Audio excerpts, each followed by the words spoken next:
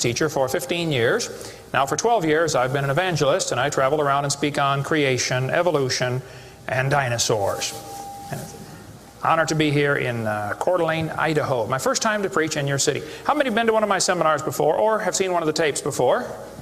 Oh, quite a few, okay. How many have not? And how many do not understand the question so far? Okay, that's what I thought. Well, great, it's an honor to be here. I tell folks right up front before I get started too far, because I don't want anybody sneaking up on me, I believe the Bible is the infallible, inspired, inerrant Word of the living God. I believe it from cover to cover. I even believe the cover on mine. It says Kent Hovind. I believe that. And what I try to do in my seminars, I have 3 distinct goals. Number 1, I want to strengthen your faith in the Word of God. Number 2, if you're not saved, I'm going to try to get you saved.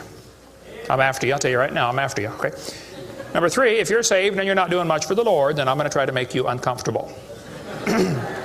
Everybody ought to find something to do for the Lord, okay? The worst of you could serve as bad examples, if nothing else. But you can all find something to do for the Lord. All right, this is not my wife. This is just a picture of her. We live in Pensacola, Florida. I've been there 12 years. We have 3 kids, 1 of each. My kids are, at this time, 21, 22, 23, a year and 2 weeks apart. We call that family planning where I come from. Got the 2 boys married off now, and as soon as I find someone to take over payments on my daughter, I'm going to be home free. So that's the plan. One of my hobbies for many years, I have been collecting science books. I like science. And you can ask any of my kids or ask my wife, when I get bored, which isn't too often around our place, I just read science books. I like science. Taught it for 15 years. Even though I'm not teaching it anymore, I still like to study. It's so many neat things to learn. And there's an awful lot of good science in these books. But folks, there are some lies in our science books. Now, I'm not against science. I'm not against schools. I'm not against teachers. My brother's in his 34th year teaching public school. My mom retired from teaching public school. There's an awful lot of good godly teachers in the system. But there's some poison in these books. And we're going to cover some of that tonight. Richard Dawkins, who hates creationists, said, "It is absolutely safe to say that if you meet someone who claims not to believe in evolution, that person is ignorant, stupid, or insane, or wicked." Well, Richard, we'll send you a copy of this tape, because I'm going to show you 100 reasons why evolution is so stupid.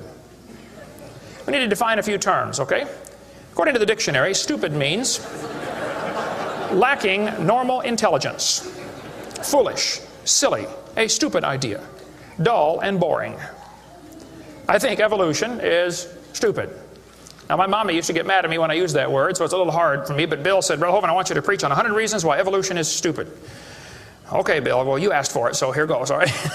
Let's define some other terms now. The word evolution has at least 6 different meanings, and I've done 58 debates now, and if you're going to get into a debate on evolution with anybody, you better first define what you're talking about, because this is a very slippery term, okay? First, we have cosmic evolution. That would be the Big Bang. There is no evidence whatsoever for that. We'll get into that in just a moment. Then we'd have to have chemical evolution. See, the Big Bang supposedly made hydrogen. Well, how did we get 92 elements, plus the synthetic ones? I mean, how did the chemicals evolve? They don't talk about that much, but that would have to happen. Thirdly, we'd have to have stellar and planetary evolution. Did you know the stars would have to evolve? There's an awful lot of stars out there, folks, but nobody's ever seen one form. There's enough stars out there that everybody on Earth can personally own 2 trillion of them. We've never seen one star forming. We see them blow up from time to time. It's called a nova or a supernova. We've never seen one form. One professor told me one time, he said, "Well, we calculated in the laboratory that if 20 stars explode near each other, it'll produce enough energy to make a brand new star." I said, "Well, that's brilliant. You got to lose 20 to gain 1. You ought to run for Congress. You could help those guys borrow their way out of debt." Man, first place, that's all theoretical. We've never seen it happen, okay? And I think it is scientifically impossible. See, then we'd have to have organic evolution. That would be the origin of life. How did life get started from non-living material? Now, according to the evolution theory, that would have to happen somewhere along the line, long ago and far away. Life had to come from non-living material. And yet, we've never seen that happen. There is no evidence that it can happen. We'll talk about that in a minute. Fifthly, we would have macroevolution. That is where an animal changes into a different kind of animal. Nobody's ever seen a dog produce a non-dog. But the evolutionist believes a dog came from a rock. if you go back far enough in time, 4.6 billion years. Finally, we have microevolution. Now, I don't like this word, okay, because it gets people confused. I think we ought to just call it a variation. But microevolution happens, folks. That is a fact of science. Animals produce a variety of offspring, but it's always the same kind. The first 5 definitions of evolution are stupid. It doesn't happen. It's certainly not part of science. It's something you have to believe in. They teach the kids it all started with a big bang 20 billion years ago. A big bang. I like to ask them some simple questions. What exploded? And where did it come from? And where did the energy come from? Et cetera, et cetera. According to the Big Bang Theory, it all started with a little tiny dot and exploded and spread out over all the universe much faster than the speed of light. Well, the Big Bang Theory, as we'll see in a minute, is stupid. I don't know of a better way to say it. I'm trying to be nice to them, but it is just stupid. The Big Bang idea started with a Belgian astronomer named George something, can't pronounce his last name. George said that this original matter was no more than a few light years in diameter. At the very least, that would be 2, or about 12 trillion miles. So they started off teaching a spot 12 trillion miles across was what exploded. Well, they revised that down. In 1965, they said, no, it was only 275 million miles across. Well, that's way down from 12 trillion. 1972, they said, no, it's only 71 million miles across. I don't know how they know this stuff, but this is what they taught, okay? 1974, they said it was only 54,000 miles across. 1983, they said it was the trillionth the diameter of a proton. Now they're saying it's nothing at all. Nothing exploded. And here we are. This is what the textbooks teach. 18 to 20 billion years ago, all the matter in the universe was concentrated into one very dense, very hot region that may have been much smaller than a period on this page. That's stupid. This one says, all of the matter and energy someday will once again be packed into a small area, no bigger than the period at the end of this sentence. Then another big bang will occur. It happens every 80 to 100 billion years. So you can forget about global warming. We're going to get squished. Now this textbook author was brilliant. I could not believe how smart this guy was. He said, boys and girls, nothing really means nothing. You have to be at least that smart to write a book. He said not only matter and energy would disappear, but also space and time. However, physicists theorize that from this state of nothingness, the universe began in a gigantic explosion. What? Yes, boys and girls, you see, nothing exploded, and here we are. Now, who can argue with logic like that? Man. They even put this in major science journals like Scientific American. This fellow said, the observable universe, that would be us, could have evolved, there's that word again, you got to watch that one, okay, 6 meanings, from an infinitesimal region. In the Greek, that means a dot. It's then tempting to go one step further and speculate that the entire universe evolved from literally nothing. They call that science and put it in a science book. I would call that stupid and put it in the garbage. This is what the books teach. I collect them. I've got hundreds and hundreds of these books from countries all over the world, clear back from 1890s up until 2001 textbooks. They're teaching this kind of stuff, folks. This one says, all the matter in the universe was drawn into this little tiny dot, and it spun faster and faster. This is what they teach the kids. Some kids doing this for homework tonight, right? It spun faster and faster. One day, it exploded. Big bang. I was talking to a professor from Berkeley one time. I was sitting on the airplane next to a professor from Berkeley University. I don't know if you folks here in Idaho ever heard of Berkeley or not, but Berkeley is not a Bible college. So we got talking about the Big Bang, and he said he believed in the Big Bang Theory. I said, yes, sir, I figured that. You have to teach it in Berkeley. I said, tell me, sir, how did the universe get here? He said, well, 20 billion years ago, all the matter was squished in this little tiny dot, and it was spinning real fast, and it exploded. Big Bang. And pieces flew off and became the galaxies and the sun, the moon, the stars, and finally, people. Here we are. I said, sir, could I ask you a couple questions, please? One of my favorite things to do in life is asking questions to people who believe in evolution. I absolutely have a wonderful... That's how this whole ministry started. 12 years ago, I moved to Pensacola, Florida. Some article came out in the newspaper that said, dinosaur bones found in Montana from 80 million years ago. I wrote my first letter to the editor in my life, about 12 years ago. I wrote a letter to the editor. I said, yes, they found dinosaur bones, and yes, it was 40 feet long, and yes, it was found in Montana, but it was not from 80 million years ago. This one probably drowned in the flood in the days of Noah, 4,400 years ago. And you would have thought I shot the sacred cow. Actually, I did. Boy, there began to be quite a battle in the newspaper, letters to the editor flying back and forth, and finally a university called me and asked me to do a debate with one of their professors. Well, I'd never had a debate in my life except with my wife, and I lost those every time. So I was not excited about debating, but I said, well, how do you do it? What do you want? And the guy said, well, you send us 30 questions, and the other guy will send in 30 questions, and we'll discuss those questions for the debate. I said, okay. So I sent him 30 questions. I thought they were perfectly legitimate, fair questions. I said, a woodpecker's tongue goes all the way around the back of his head and comes on top of his left eyebrow, left nostril here. Would you please show me any fossils that have been found, intermediate species between a normal bird and a woodpecker, with his tongue going all the way around his head? What evidence do you have of how this evolved? That question never came up. I don't know what happened to it, but I said, termites chew on wood and they swallow it, but termites can't digest it. It goes into their stomach, and there's little tiny critters in their intestines that actually digest the cellulose. Now, those little critters can't live without the termite, and those termites can't live without those critters. Which one evolved first? I thought it was a fair question, but it never came up. I don't know what happened. I think they lost my list. But anyway, one of my favorite things to do is asking questions to people who believe in evolution. So I asked this professor if I could ask him some questions about the Big Bang. He said, sure, what would you like to know? I said, well, sir, you told me 20 billion years ago all the matter in the universe was squished in this little tiny dot, and it was spinning faster and faster and exploded. I said, where did all this matter come from? He said, well, we don't know that for sure. I said, okay, now, sir, hold it. If I told you that I believe about 6,000 years ago God created the heaven and the earth, like the Bible teaches, you're going to say, and where did God come from? And I don't know. But you said 20 billion years ago there was a Big Bang, and you don't know where the dirt came from. So basically, I believe in the beginning God, and you believe in the beginning dirt. Don't tell me my theory is religious and yours is science. Oh, no, sir, they're both religious. The news media tries to make it look like it is religion versus science.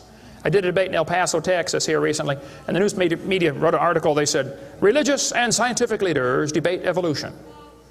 What is the unspoken message in that title? What are they trying to imply? Can you catch that? They're trying to imply that evolution is part of science, aren't they? No, evolution is a religion.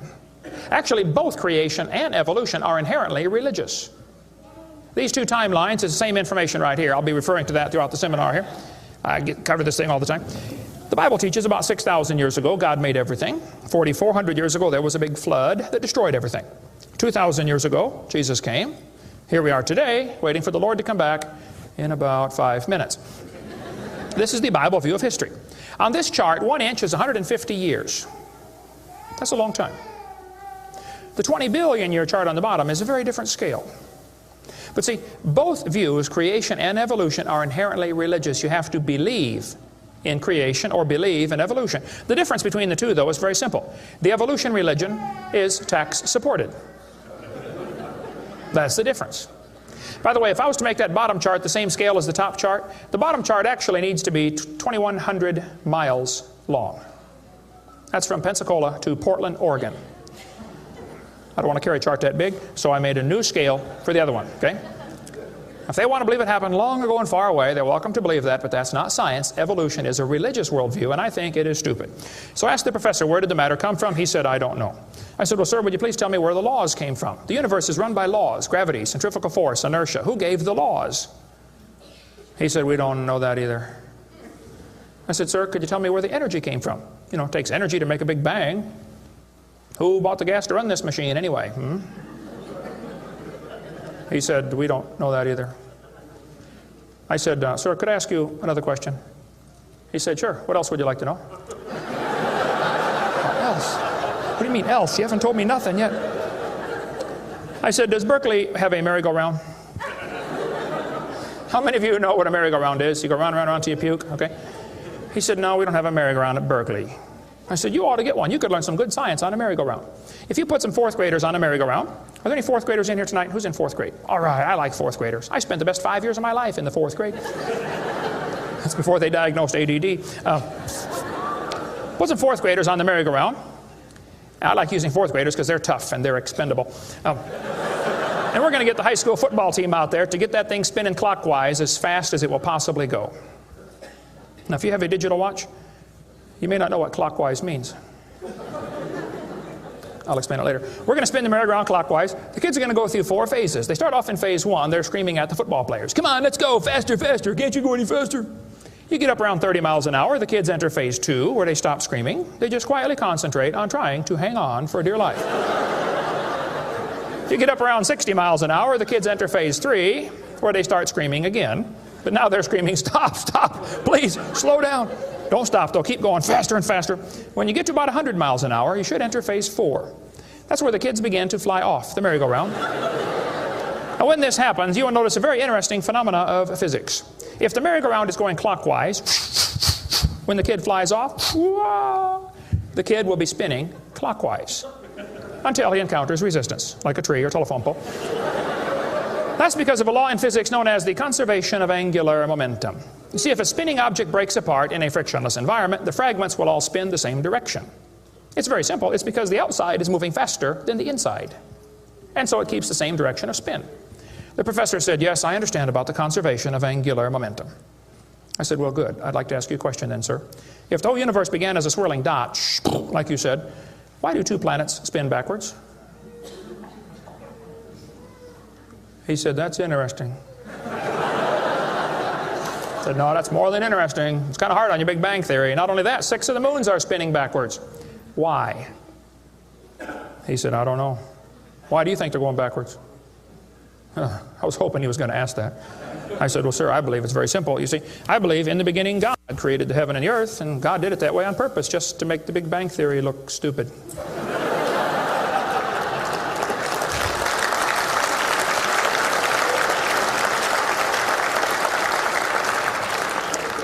I do believe in the Big Bang, folks. I really do. The Bible teaches the Big Bang. 2 Peter 3:10. It says, the heavens shall pass away with a great noise. In the original Greek, that's a Big Bang. So there's going to be a Big Bang. It just didn't happen yet, that's all. So kids, if you go to school and some professor says, do you believe in the Big Bang? You should say, yes, I do, and you better get saved and get ready for it. The Big Bang is coming soon to a city near you. By the way, if the Big Bang Theory were true, the matter would be evenly distributed. But it's not. It's lumpy. They're called galaxies. And in zillions of miles and nothing called voids. And to try to salvage the dumb Big Bang Theory, they've got all these wild theories of why isn't the matter evenly distributed? They'll say, well, maybe there's black holes, or maybe there's antimatter. They got all this stuff. It's all trying to rescue this crazy Big Bang Theory. And it's a dud, folks. It didn't happen. There are zillions of stars out there. I mean, lots and lots of stars. And we haven't even seen them all. If star births, they ought to at least equal star deaths, and they don't. We see a star blow up about every 30 years. It's called a nova or a supernova. Well, then how come there are only 300 dead stars out there that we can see, supernovas? That's only a few thousand years worth, isn't it? There ought to be trillions of them, if evolution were true. This fellow said, I have a little hesitation in saying that a sickly pall now hangs over the Big Bang Theory. Yep. I think it is stupid. Now, if you want to believe it, that's fine. I don't care what anybody believes. That doesn't bother me. But see, the problem is they want to use my tax dollars to teach that to your kids in our schools. And that's where the problem comes in. Okay? If you want to believe in the Big Bang, just enjoy yourself. But keep your religion at home. Okay? Because it is a religion. Then they tell the kids the earth formed from a hot molten mass 4.6 billion years ago. This is part of the theory, and it's in all the textbooks. 4.6 billion years ago, earth cooled down, formed a rocky crust. I think that is stupid, and I'll show you why. Was the earth ever really a hot molten mass 4.6 billion years ago, and it cooled down? This textbook says, as earth formed, the surface was like the moon. There were hot pools of bubbling lava. I don't think so. My Bible says the Spirit of God moved upon the face of the waters. So the earth was not created a hot molten mass. It was created under water, which means it has to be less than 212 degrees Fahrenheit or 100 degrees centigrade, or it wouldn't be water, it'd be steam. So the earth was never a hot molten mass according to Scripture. Then when you look in the granite rocks, you find little tiny halos made of polonium. Now these polonium halos are absolutely amazing. Robert Gentry, a friend of mine from Knoxville, Tennessee area, he has been studying radiopolonium halos for a long time. I met him back in the year 2000 and went down to his laboratory and I got to see some of the halos through the microscope. These little polonium halos are interesting because they have a half-life of less than a few minutes. If the rock was hot, when the polonium, radioactive polonium, decayed and sent out the little particles and made the halo, it would melt away. Like at 4th of July, they shoot fireworks up. Makes a circle. Does the circle stay there? No, it all falls down, right? There are probably none up there now from the last 4th of July, are there? You'd have to freeze the whole atmosphere to keep that sphere in place. This polonium would have to be decaying in a rock that is already solid. So the Earth was never a hot molten mass. Get Robert Gentry's book if you want a lot more on that. But all over, the granites all over the world contain these polonium halos. So it is stupid to say the Earth was a hot molten mass. We have scientific evidence it was not. Here they tell the kids, though, the Earth was hot with large pools of bubbling lava, and that is just stupid. It can't possibly be true. Then they tell them life got started about 3 billion years ago. See, according to the theory, 20 billion years ago there was a big bang. 4.6 billion years ago the Earth cooled down, formed a hard rocky crust, and it rained on the rocks for millions of years and turned them into soup. And the soup came alive about 3 billion years ago. This is what the books teach. This fellow says, both the origin of life and the origin of major groups of animals remains unknown. How did life get started anyway? Well, this textbook tells the kids, oceans formed as it rained on the rocks for millions of years. Yes, boys and girls, millions of years of torrential rains created great oceans. And swirling in the waters of the oceans is a bubbling broth of complex chemicals. Progress from a complex chemical soup to a living organism is very slow. Well, I guess it is. It's totally stopped. Doesn't even happen. That's how slow it is. This one says, the first self-replicating systems must have emerged in this organic soup. Was your great-great-great-great-great-great-great-great-great-great-great-grandpa soup? I think that's stupid, okay? Now, if they want to believe it, that's fine. I don't care what they believe, but don't call it science. What happened back in the 1950s, a guy named Miller and Urey wanted to know how the Earth and solar system had come to be. So they tell the kids he took a mixture of Earth's primitive atmosphere. We'll talk about that in a minute. He never proved how life originated, but he did add evidence to the theory that life could have started by itself. Well, is that true? Now, did he really do that? Well, let's just study the facts here. This textbook tells the kids many important events occurred during the Archean era, the most important of which was the evolution of life. Progress from complex molecules to even the simplest living organism was a very long process. Long ago and far away. Fairy tale kids, coming up. First living cells emerged 4 billion to 3.8 billion years ago. I like that word, emerged. They use it all the time. Like that explains how it happened, you know. It just emerged. There is no record of the event, they tell the kids. Look, kid, we know what happened and you're going to be tested on this, but there's no proof. Oh, okay. It's not science. First living self-replicating systems must have emerged in this soup. I don't think so. Here's what students are taught in school. This picture of the different glass tubes and flasks and pipes going around, they tell them this is how they made life in the laboratory. He said he studied the chemical reactions of gases that existed in Earth's primitive atmosphere. Ooh, now this is important, okay? Notice up in the upper right-hand corner, he had methane, ammonia, water vapor, and hydrogen, no oxygen. He circulated these gases through these tubes through a spark, supposed to represent lightning. And sure enough, it produced a red goo at the bottom of the flask and had some amino acids in it. It didn't come close to getting life, though. Miller excluded oxygen in a reducing atmosphere because life could not evolve with oxygen. Anything that got together would oxidize. Cut a banana open, lay it on the table, it'll turn brown, it'll oxidize. Okay, so will an apple, so will anything alive. It'll oxidize. So that's why he didn't have any oxygen in the experiment. One of his gases was ammonia. Well, this creates a real serious problem because ammonia is destroyed by UV light. And UV light must be blocked by ozone, which is made from oxygen. I got a problem here. This textbook says several billion years ago, Earth's atmosphere had no free oxygen. Well, that's just simply not true. Ozone is made from oxygen and it blocks UV light, and ammonia, one of the gases needed for the experiment, is destroyed by UV light. So life cannot evolve without oxygen. But also life cannot evolve with oxygen. Well, I got a solution for that one. It didn't evolve. And by the way, the earth has always had oxygen, even more than it does today, okay? Air bubbles are often found trapped in amber, like the movie Jurassic Park, you know, where they drilled in and got the mosquito blood. These air bubbles, though, have 50% more oxygen than we do right now. We cover more on that in my video series, videotape number 2, about what the pre-flood world was like and why they lived to be 900 on the blue series of tapes out there on the table. But this textbook says the mixture at the bottom of the flask was rich in amino acids. Oh, come on, that is stupid. It was not rich in amino acids. Let's tell the kids what they really found, okay? He filtered out the product. As this gas went through the tubes, he sparked it, produced this goo at the bottom, and he drew the goo off, because if it went through again, it would be destroyed by the spark. Now, in real life, you're not going to get a section of the ocean protected.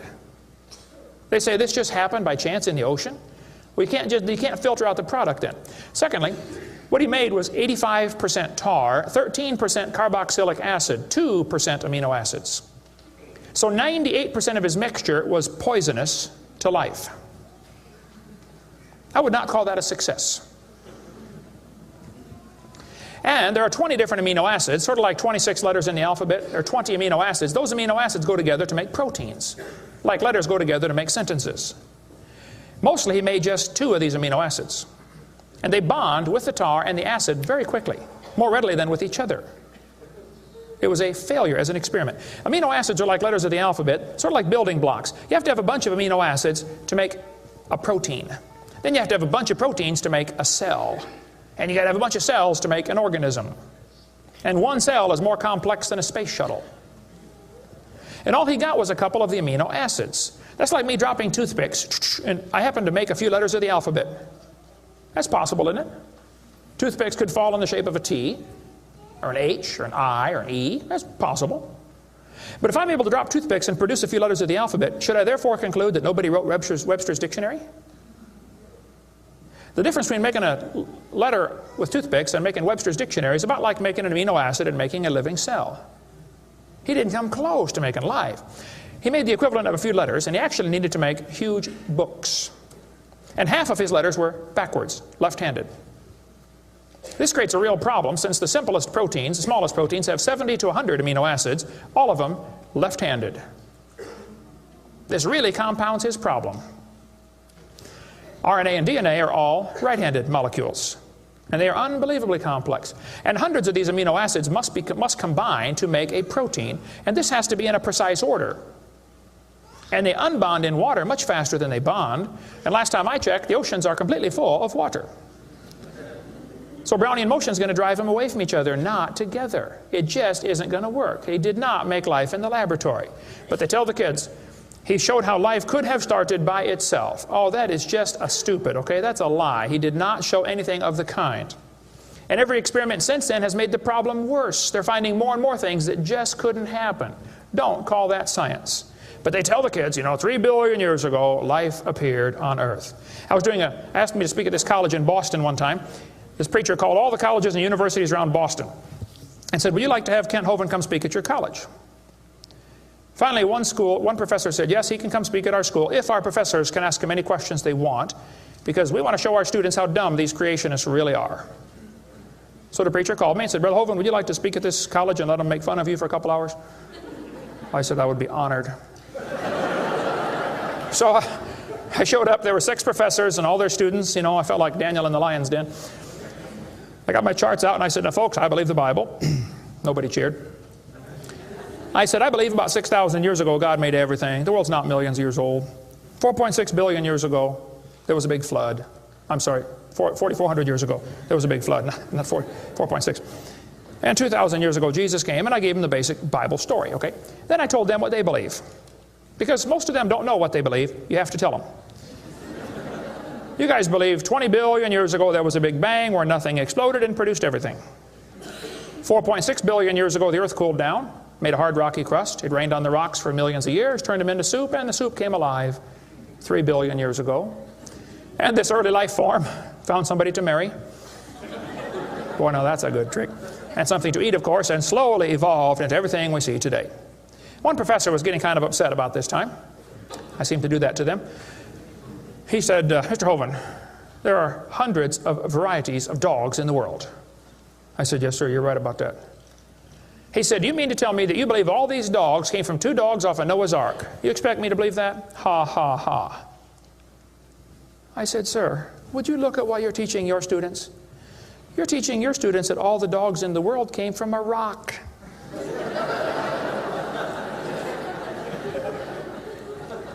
I had one woman come to me after a debate one time. She was steaming down the aisle. Boy, she was mad. Oh, I could tell I'm in trouble now. I stood there quivering in my boots, you know. She walked up and she said, tonight you said we believe we come from a rock. We do not believe that. I said, well, ma'am, calm down just for a minute. I said, do you believe in evolution? She said, yes, I do. I'm a professor here at the university. I said, well, would you please tell me then where we came from? She said, we came from a macromolecule. I said, where did that come from? She said, from the oceans, from the prebiotic soup. I said, where did that come from? She said, well, it rained on the rocks for millions of years. And you could see it was slowly dawning on her. I do believe I come from a rock, don't I? Yes, ma'am, you do. You ought to be proud of it. Hey, don't step on Grandpa, whatever you do. Look, that's stupid, okay? There's no kind way to say it. There's a great book dealing with some of the flaws in the Miller experiment. If you want more on that for your kids to study out there on the table, get the book Icons of Evolution. Then they tell the kids that these plants and animals, not only did life evolve from non-living material, then this life had to learn to reproduce itself. Why would any organism want to reproduce more of its own kind when that's only going to increase competition for the food supply? Why didn't they instead evolve the ability to live forever and be happy? Huh? You ever think about that? I was in a debate one time, and we had question and answer time at the end. The student stood up and he said to the evolutionist, he said, sir, how did male and female evolve? The professor got up and he said, well, that is a giant mother may I step in the evolution story. A mother may I step? This is science. Wow. Well, so according to them, you know, for the next few billion years or hundreds of millions of years, you know, life learned to produce something other than its own kind. Of course, today everything only produces its own kind, but they say long ago and far away, they were able to do something different. Textbooks will say we started like a bacteria and slowly evolved to a human. I think that's stupid. But if you want to believe that, that's perfectly fine. Those trees of life that they put in the textbooks for your kids are a bunch of nonsense.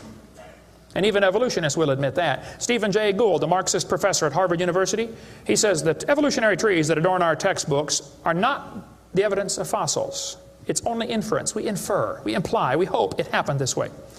This textbook says, all the many forms of life on Earth today are descended from a common ancestor.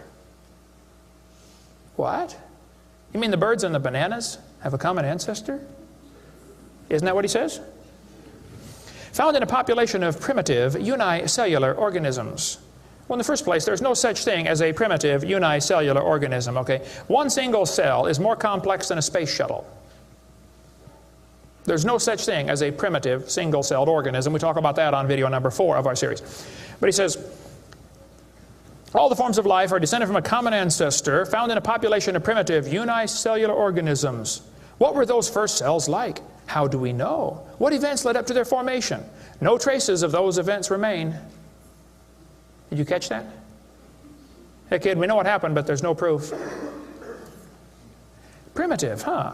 This one says the humans, mammals, birds, crocodiles all had a common ancestor.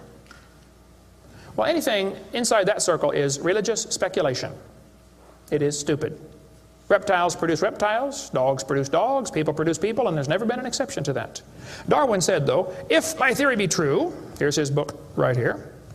You can look on page 211. He said, if my theory be true, numberless intermediate varieties must assuredly have existed. Boy, you're right about that, Charlie. I mean, to change from a rock to a dog would take a few changes. David Robb, who believes in evolution very strongly, says, in the years after Darwin, his advocates hoped to find predictable progressions. In general, these have not been found, yet the optimism has died hard, and some pure fantasy has crept into textbooks. Oh, you're kidding. Fantasy in our textbooks? Oh, yep. They tell the kids they have evidence of evolution from fossils. I don't think so. That is stupid, okay? If you find a fossil in the dirt, all you know is it died. You don't know that it had any kids, do you? And you sure don't know that it had different kids. I mean, think about it. You're in a court of law. You bring in a bone to the judge. Judge, I found this bone in the dirt. This is the ancestor of all the humans today. They would laugh at you. You don't know that that's the ancestor of anybody, do you? And why on earth would you think a bone in the dirt can do something animals today cannot do? Animals today can only produce the same kind, right? Dogs produce dogs, folks. Luther Sunderland asked all the major evolutionists, he said, where is the evidence for evolution? They all said, well, somebody else has it. We don't have it over here. So he wrote a letter to Colin Patterson. He's the director of the British Museum of Natural History. They've got the largest fossil collection in the world. He said, Mr. Patterson, I read your book on evolution. I noticed you didn't show us the missing links. Why didn't you show us the missing links? Patterson wrote back and said, I fully agree with your comments on the lack of evolutionary transitions in my book. If I knew of any, fossil or living, I would certainly have included them. I will lay it on the line, there is not one such fossil. There are no missing links, folks. No chain is missing. Even Stephen Gould admitted the absence of fossil evidence for intermediary stages is a persistent and nagging problem for evolution. We got the theory, we know it's true, now we just need the evidence. That's the way they think about it. Richard Goldschmidt said, maybe the first bird hatched from a reptile egg. Well, Richard, I'm sorry. I don't mean to be disrespectful, but that's stupid. See, what's happened, these guys have looked for missing links in the fossil record. They can't find any, and so they say, well, maybe evolution happened so fast it wasn't preserved. Maybe a reptile laid an egg and a bird hatched out. Well, who did that bird marry?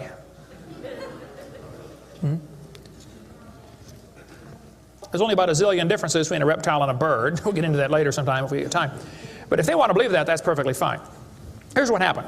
Charlie Darwin graduated from Bible college to be a preacher in the Anglican Church in 1830. He couldn't get a job, so his dad pulled a few strings and got him a job on board HMS Beagle. He's going to sail around the world and collect bugs. And while he's sailing around, he stopped off at these islands right there called the Galapagos Islands. There on those islands, Charlie noticed there were 14 different varieties of finches. Charlie studied the birds very carefully and said, you know what, I think all these birds had a common ancestor. I bet you're right, Charlie. It was a bird. And then Charlie said in his book on page 170, he said, it is a truly wonderful fact that all animals and all plants throughout all time and space should be related to each other. Now, hold on a minute. You see 14 kinds of birds, and you conclude that birds and bananas are related. That's stupid. You should conclude that those 14 kinds of birds had a common ancestor, but that's as far as it ever goes, folks, okay? I don't know of a kind way to say it, Charlie, but that's stupid.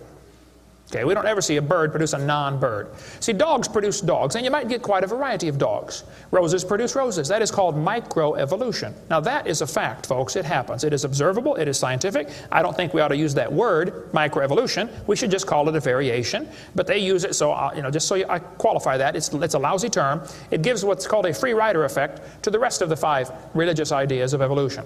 You might get a big dog or a little dog, but you're always going to get a dog when you crossbreed your dogs. And I would go so far as to say probably the dog, the wolf, and the coyote had a common ancestor. This Irish textbook shows different dogs, and it calls it divergent evolution. Oh, come on, giving it a fancy name doesn't change a thing. It is still a dog. And a 3-year-old can tell you. Anybody in here 5 years old? Who's 5 years old? 5 years old. What's your name? Misty. Here we have a dog, a wolf, a coyote, and a banana. Which one is not like the others? Dog, wolf, coyote, and banana. Banana. All right, let's give Misty a hand. Very good. The other ones. Some of these college professors can't tell. Look, there's a variety of dogs, folks, and they probably had a common ancestor. It was a dog, okay? It's just a dog. See, variations happen within the dog kind. You get a big dog or a little dog, but there are limits to these variations. Haven't the farmers been trying to breed for bigger pigs for a long time? They try to get the biggest pig they can, don't they? Do you think they'll ever get a pig as big as Texas? I bet there's a limit in there somewhere, isn't there? Roaches become resistant to pesticides after a while. Do you think they'll ever become resistant to a sledgehammer? I bet there's a limit. Yeah, okay. They still produce the same kind of plant or animal. That's not evolution. That's just a variation of the same kind, okay? And the information for that variety was already present in the gene pool. No new information is ever added. The dogs or the pigs don't learn to fly or become pink. Okay, there's no new information added, just scrambled information. And the gene pool of the new variety is now more limited than before. Somebody spent years crossbreeding dogs to develop a Chihuahua. All that work to make a dog that is 100% useless.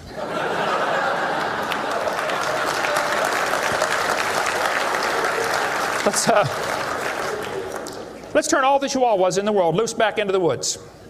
How long would they last? They'd run up to the wolf. Yep, yep, yep, yep, yep. Crunch. Go ahead, make my day. A useless dog. Genetic information was lost when you got your variation. It wasn't added. You might have selected a certain slice of the gene pool with small dog, quick characteristics, but you didn't add anything. You selected something from the population. I come from Illinois, corn country. There are so many kinds of corn up there, they have to number them. You'll be driving down the highway. You'll see BX65, don't mix it up with XL29, something will blow up. But I'll tell you what, folks, you can crossbreed your corn from now till the cows come home, and you always get corn. You will never get a hamster or a tomato or a whale to grow on that corn stalk, okay? It won't happen. There's a variety of cows, and they probably had a common ancestor. It was a cow. Variety of horses, no question. Probably the zebra and the horse had a common ancestor. But the kids are going to be taught in school tomorrow in your town that the horse used to have 4 toes. Well, there's some things they don't tell the kids about this Eohippus to Equus series, which has been proven wrong 50 years ago, but still is in your textbooks right here in this town. They don't tell them the original so-called horse is the size of a fox. It was a meat eater and had 18 pairs of ribs. The next one had 15 pairs of ribs. A couple of trips through the buzzsaw did that. And then it miraculously grew back 19 pairs of ribs as it evolved, and then back to 18. They also don't tell them the whole thing's been proven wrong a long time ago. Like this guy says in the biology textbook, other examples like the gradual evolution of the horse have not held up under close examination. That's a polite way of saying it's proven wrong, okay? This G.G. Simpson back in 1950 said the example of the horse family has been unintentionally falsified. They knew 50 years ago this was false. Why did they keep that in your textbooks? This whole thing was made up by Othniel C. Marsh in 1874. He picked animals from all over the world and put them in order the way he thought it might have happened. They were never found in that order. Modern horses are found in the same layers as the so-called ancient Equus or Eohippus horse. They're found in the same layer. So it can't be the ancestor, that's for sure. The ancient horse is nothing but a Hyracotherium, which is still alive today. By the way, the ribs, the toes, the teeth are very different in these animals. In South America, the fossils go exactly backwards. Instead of 3-toed to 1-toed, it goes 1-toed to 3-toed in the fossil order. They won't talk about that much, but you check it out. That's a fact, folks. They're never found in the order presented in the textbooks. 3-toed and 1-toed graze side by side. Plenty of information on the internet about that. Tulsa Zoo finally took out their display because so many folks complain, why do you have this horse evolution display in the zoo? It's been proven wrong 50 years ago. Take it out. And you folks ought to get together with your school board and say, look, on page whatever it is, 952 of our textbook, it says the horse evolved from a 4-toed ancestor. Let's cut this page out. If you had a page in your textbook teaching the kids the earth was flat, would it be okay to demand that that page be removed? You don't have to buy a whole new book. Just cut the page out. It won't cost the school anything. How many of you would volunteer to help cut the pages out and bring your own scissors? See? Won't cost them a dime. And you send me your book and I'll show you which pages need to be taken out. I've read hundreds of them. I can find them like that. Free of charge. I'll donate my time. Peabody Museum still has the horse evolution on display. As I stood there, I've been there many times. It makes my blood boil every time I walk in that place. I'm standing there looking at this lie proven wrong 50 years ago while hundreds of kids come through in school groups. The kids are never told, well, this has been proven wrong, boys and girls. They asked the folks at the Tulsa Zoo before they took the display down, they said, why don't you take this display down? The zoo director said, we don't have the funding to remove it. I've got all the letters back and forth on that. Man, Folks, there's quite a variety of horses today, okay? There's big horses and little horses. I was in Baton Rouge, Louisiana a few months ago. Got to see where they raised the 30-inch tall horses. I mean, my dog's bigger than that. What do you do with a 30-inch horse? Look at it, I guess is about it. And they sell them for $10,000. Sucker born every minute, I guess. But one lady wrote me a letter and said, Mr. Hovind, we crossbreed zebras, ponies, horses, and mules. Not mules, the jackass. And we raise zonkies, zorses, zeonies. They cross every which way. Well, that's probably because they're the original same kind. No problem there. You want to see all the fatal flaws in the horse evolution story, get the book out there, Icons of Evolution. So then they're going to tell the kids, well, we have evidence for this theory. We think that one animal changed to another, and we can show evidence because many animals have similar forelimb structure. This is called the argument from homology. Well, what do they tell the kids? They'll say, boys and girls, you have two bones in your wrist, radius and ulna. And boys and girls, look at the whale's flipper carefully. Did you know the whale has two bones in his flipper, and they're called the radius and the ulna? Same as ours. Wow. Who named them, teacher? The whale? Think about it. But this is one of the evidences for evolution. They're going to say, boys and girls, comparative anatomy provides further evidence of evolution. The commonalities suggest that these and other vertebrate animals are all related. They probably evolved from a common ancestor. Well, duh. That's stupid, okay? Maybe they all had the same designer. Doesn't prove a common ancestor. By the way, the bones develop from different genes in these different organisms. They are not homologous organisms like they want you to believe. Similar design might prove the same engineer made the design. A lot of bridges in the world are kind of similar to each other. You can go compare, different suspension bridges around the world, the Golden Gate Bridge and other bridges, and there's a lot of similarities. That doesn't prove one is the father of the other, or that a tornado put them up. No, it's a design that works good, okay? I discovered that the Pontiac lug nuts from a Pontiac will fit on a Chevy. They will. That proves they both evolved from a Honda 14 million years ago. No, the same engineers are designing these cars. Then they tell the kids about the geologic column. How many have ever heard that the different layers of the earth are different ages? They show the kids Grand Canyon. Yes, boys and girls, this one says, over millions of years, the Colorado River has carved the Grand Canyon from solid rock. I'm sorry, but that is stupid, okay? I'll explain why. Kids, you need to learn this. This is a very simple thing to learn, and you'll go through life much further than many of these professors go. Make yourself 3 columns. Facts are in the middle. It's a fact Grand Canyon exists. The evolutionist has an interpretation of that fact, and the creationist has an interpretation of the fact. Now, it's not part of the fact, it's an interpretation of the fact. The evolutionist says the canyon formed slowly by a little bit of water and lots of time. The creationist says, oh no, we think it formed quickly by lots of water and a little bit of time. It's a fact the earth has sedimentary layers. That's not a question. How did they get there? Well, the evolutionist says these layers formed slowly over millions of years. The creationist says, no, these layers are all from the flood in the days of Noah. Now, it seems like the professors are always trying to erase the line between their interpretation and the fact and make their interpretation part of the fact column, and it's not. And I think I can demonstrate Grand Canyon was not formed by the Colorado River. I was in a debate recently, and this professor said, Dr. Hovind, you're so stupid. Obviously, it took millions of years to form the Grand Canyon.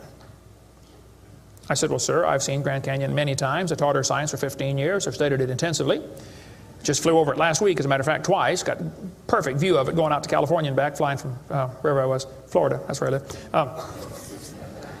This textbook says, the Colorado River has cut through layer upon layer of rock over millions of years.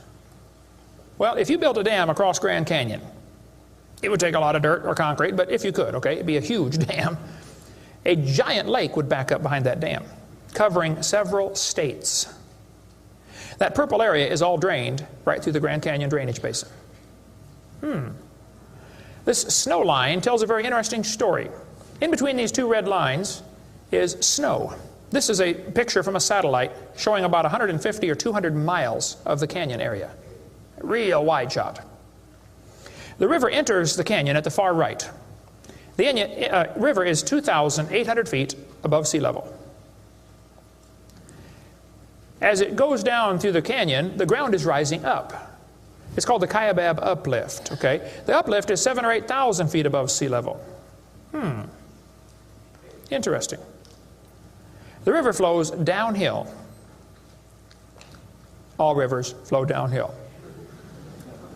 So as the river enters the canyon and flows downhill from there, when it gets to the 1,800-foot elevation mark, the top of the canyon is 7,000 or 8,000 feet above sea level, so it's over a 1-mile drop.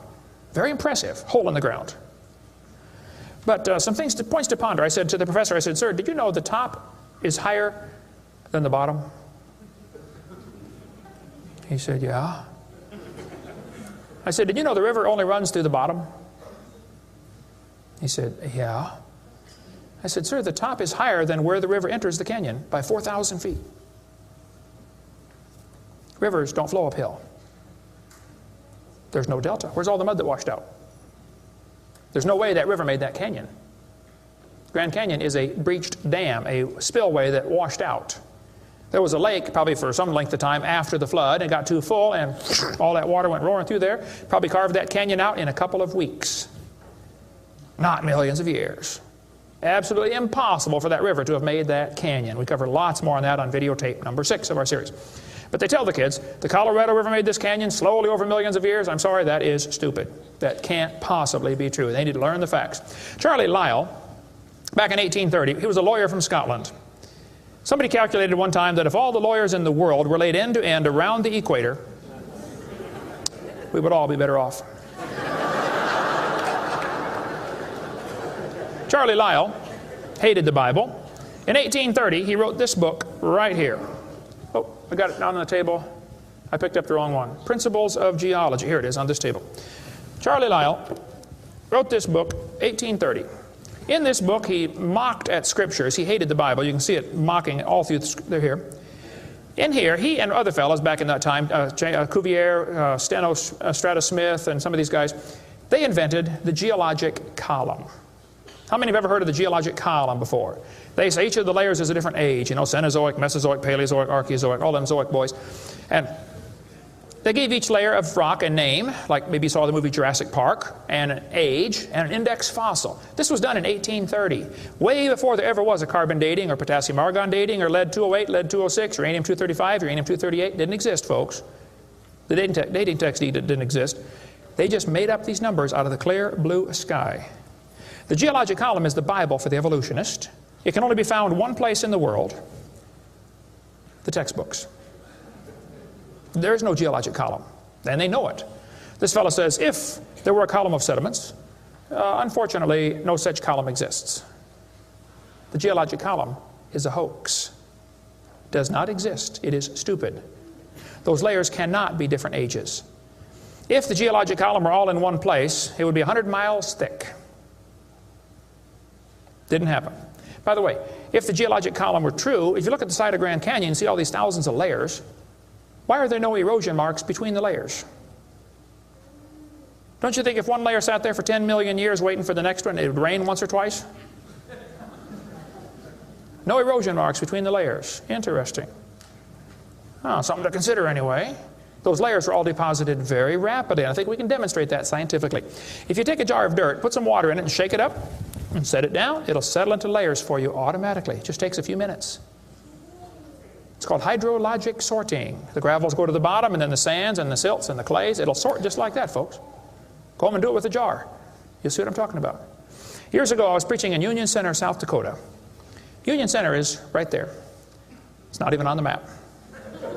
There are 40 people in the whole town. 38 of them came to church. I don't know where the other 2 were. But they showed up later, I guess. But the preacher said, hey, Brother Hovind, let's go down to Rapid City, South Dakota. They've got a museum down there with a bunch of dinosaur bones. I said, all right, I like dinosaurs, let's go. So we all drove down to the museum. The guide met us at the door. He said, would you like me to give you a tour? We said, that would be great, sir. The first place we stopped on the tour was the geologic time scale, the big chart. They got it behind glass so the kids can't touch it. You know, this is holy, sacred. And the guide said, now, boys and girls, this layer of rock right here is about 70 million years old. My daughter was 12 at the time. She raised her hand. She said, mister, how do you know that layer is 70 million years old? He said, well, honey, we tell the age of the layers by what kind of fossils we find in them. They're called index fossils. Oh, she said, thank you, sir. We walked around the other side of the dinosaur, and we're standing over here, and the guide said, now folks, these bones you're looking at are about 100 million years old. My daughter raised her hand again. She said, mister, how do you know those bones are 100 million years old? He said, honey, that's a good question. We tell the age of the bones by which layer they come from. She said, excuse me, sir, but when we were standing over there, you told me you knew the age of the layers by the bones, and now you're telling me you know the age of the bones by the layers. She said, isn't that circular reasoning? I thought, wow, a chip off the old block. That guide had the strangest look on his face. It was almost as if he were thinking.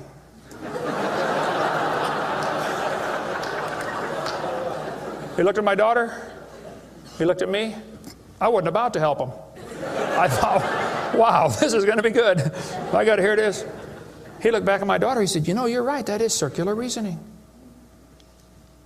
I never thought of that before. Folks, geologic column is a joke. It doesn't exist. It's all based on circular reasoning. We can demonstrate that clearly. Get our video number 4 if you want more information on how it's all based on circular reasoning. I'll just give you a couple of quotes here. This guy says, the rocks do date the fossils, but the fossils date the rocks more accurately.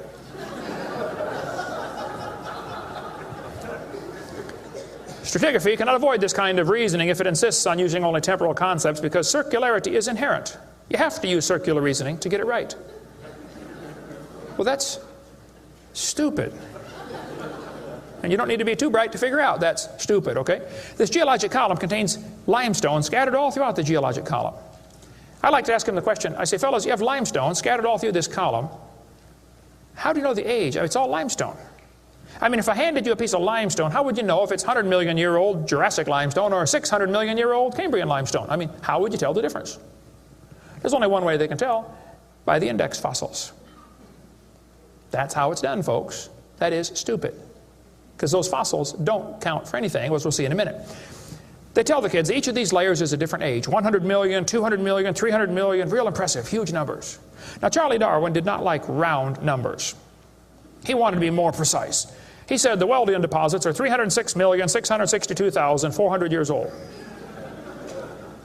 Now, okay, Charlie, I think that's stupid. Those layers are not different ages, folks. All over the world we find petrified trees standing up, running through multiple rock layers. Now, if you get a petrified tree standing up, running through different rock layers, I don't think it's smart to say those layers are vastly different ages. Petrified trees in the vertical position, they find them all over the world. Okay, here's one from Alabama, come out of a seam of coal, through 20 feet of rock, into another seam of coal. They found about 3 dozen of them, I think, in that one little coal mine, one little area, while they're digging the coal out. Petrified trees standing up.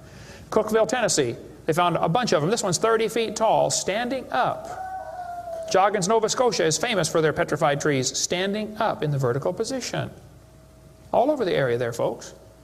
Those trees did not get slowly covered by the sediments over millions of years. They would rot and fall down. Sometimes the petrified trees are upside down, running through many rock layers. Scientists estimate at the bottom of Spirit Lake in Mount St. Helens there are now 20,000 trees that were blown out by the volcano. Thousands of them are standing up in the bottom of the lake, already buried 15 feet deep in mud. None of them grew there. Those trees are going to petrify. Only takes a few years to petrify a piece of wood. In the laboratory, it can be done in 24 hours. We cover lots more on how fast things can petrify in videotape number 6 of our series. But they dug up a guy, they buried this doctor in Tennessee. 14 years later, his wife died. When they went to dig the grave, water soaked into her grave. And they said, oh, we can't bury Grandma there. So they dug a hole on the other side. Water soaked in. So they dug a hole and buried Grandma somewhere else. And then the kids got worried about Grandpa, and so they went and dug up his grave. The arms had rotted off, but the rest of the body had petrified in 14 years, turned to stone from water running through the coffin. I got tons of material on how fast things can petrify. Those layers are not different ages. They all formed in one big flood in the days of Noah. To tell the kids the layers are different ages is stupid. That just simply is not true. So what about carbon dating and potassium argon dating and rubidium strontium dating and lead-208, lead-206, uranium-235, uranium-238? Well, we'll cover that after a quick break here. Show you some ways that this is just stupid, okay? That's not a way to tell the age of anything. We're going to give you some more evidence that evolution is stupid. Now, if you want to believe in it, that's perfectly fine. I don't care what you believe in. But the devil is laughing at you for believing in that. He has you fooled, and he is laughing at you. Okay? If you want to believe you came from a rock, well, you just enjoy yourself. But that's not science. God made this world. God loves you. God has a plan for your life. And if you don't want it, well, that's your business. But God loves you, and he wants you to come to heaven. And if you'd like to find out how to go to heaven, come see me. I'll be glad to show you. I'm going. It's not because I'm good. If I get what I deserve, I'm in serious trouble. But I've been forgiven by the blood of Jesus Christ. You can have the same thing. After the break, we'll show you some more things that make evolution stupid. Coming up next. Thank you.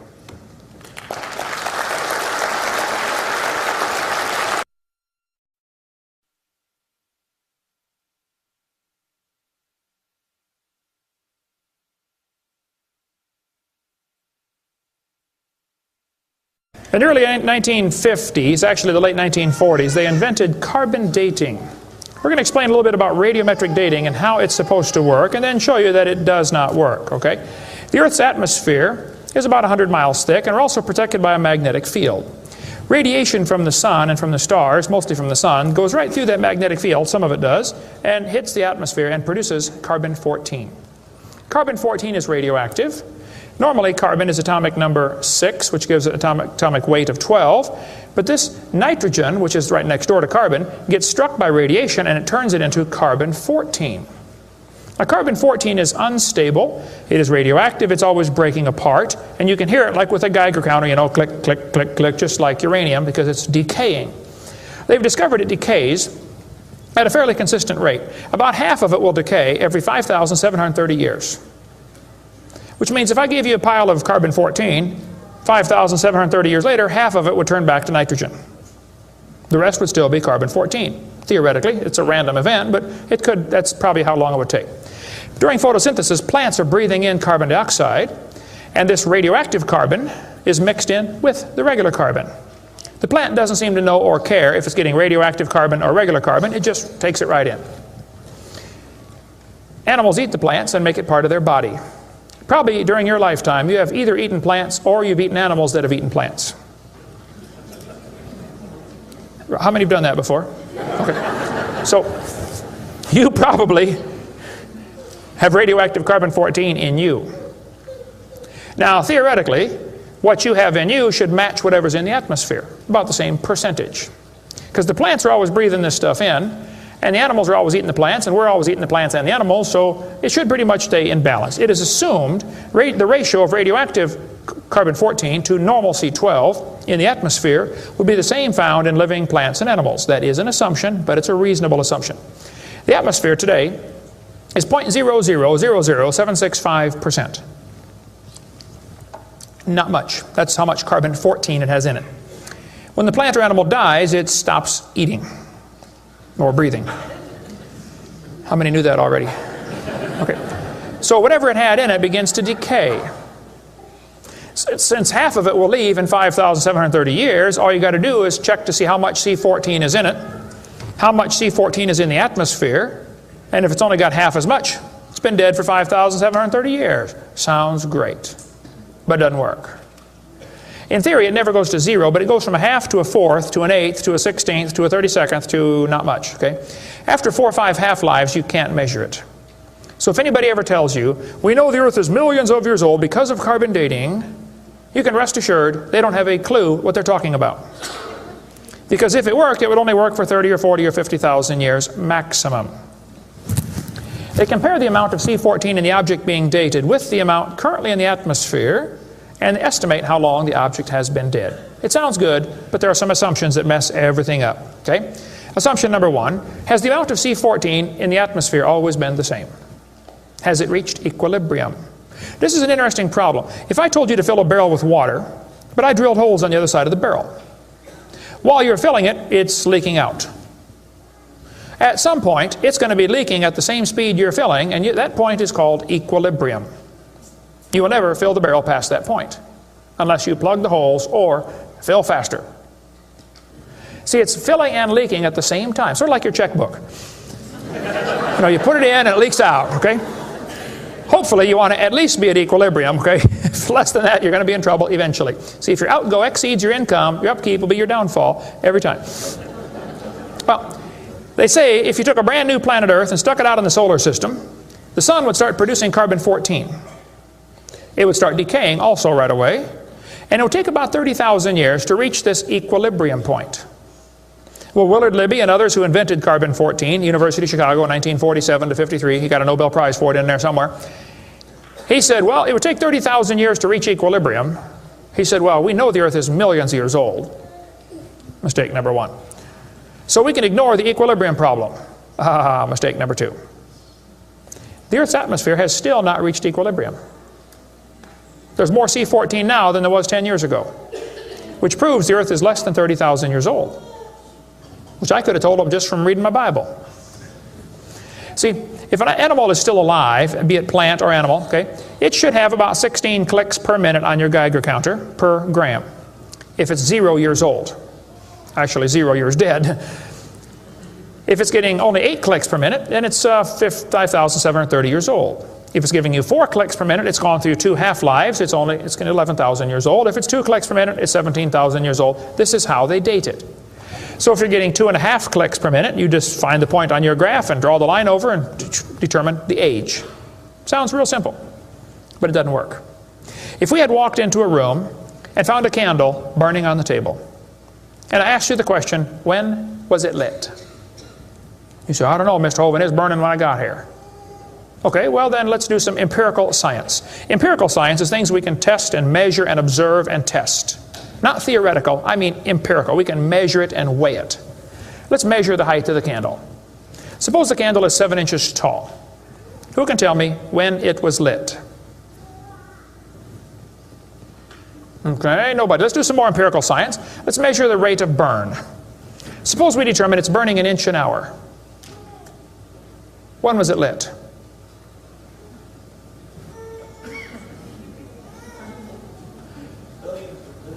Billions of years ago. You're going to have a hard time telling me unless you're willing to make some assumptions. How tall was it when it started? Oh, we don't have any idea. Has it always burned at the same rate? Oh, we don't know that either, do we? You find a fossil in the dirt, you can measure how much C14 is in it. Very accurately, by the way. And you can measure how fast it's decaying. That's just like measuring the height of your candle and how fast it's burning. Now, when did that animal die? You don't have a clue. Unless you're willing to assume that the C14 when it was alive is the same as we have today, and assume the rate of decay has always been the same down through history. You can't prove either of those. Living mollusk shells were carbon dated at 2,300 years old. Hello, they're still alive. Freshly killed seal carbon dated 1,300 years old. Shells from living snails carbon dated 27,000 years old. That's stupid. He's still alive, okay? I know snails are slow, but 27,000 years, he'd be dead, okay? One part of a mammoth is 29,000 years old, another part's 44,000. One part of Dima was 40,000 years old, another part was 26,000, and the wood next to it is 9,000. The lower leg of a mammoth is 15,000 years old, the skin is 21,000. 2 mammoths found side by side in Alaska, one is 16,000, one's 22,000. Which number is right? Living penguins carbon dated 8,000 years old. 11 human skeletons, the earliest known human remains in the Western Hemisphere, were dated by accelerator mass spectrometer. All 11 dated about 5,000 radiocarbon years. Lava from a 1801 Hawaiian lava flow was 1.6 million years old. Well, hello is not even 200. Another volcano erupted in Hawaii in 1959. When they dated the lava, it was 8.5 million years old. Least potassium argon dating for that, not carbon. Mount Etna in Sicily, I climbed Mount Etna when I was over there some time ago. Erupted in 1972, 350,000 years old. Mount St. Helens built a new lava dome in 1982. They dated it. Got numbers from 350,000 to 2.8 million. It's not even 20 years old. Here's what you ought to consider about carbon dating. Samples of known age, it doesn't work. If it's a sample of unknown age, it is assumed to work. That's stupid. In the last 2 years, an absolute date has been obtained for the Gandong beds above the Trinil beds. It has the very interesting value of 300,000 years, plus or minus 300,000 years. Boy, they nailed that one right on the head, didn't they? See, back in 1770, George Buffon said the Earth is 70,000 years old. 1905, the official age of the Earth was 2 billion. When they went to the moon, they said the Earth and the moon are 3.5 billion years old. 3.5 billion, dated with potassium-argon dating. Now they're telling the students it's 4.6 billion years old. Let's see, that means the Earth is getting older at the rate of 21 million years per year. That's 40 years per minute. Aging rapidly, folks. That's stupid, okay? All they do is add more time to make the theory look more reasonable. Long ago and far away. And when you prove it couldn't happen, they say, well, it was longer ago and farther away. Then they're going to tell the students one of the evidences for evolution is embryology. Now, there aren't too many things about this whole theory that make me angrier than this, so I'm going to try to stay calm and cool and collected while we discuss this.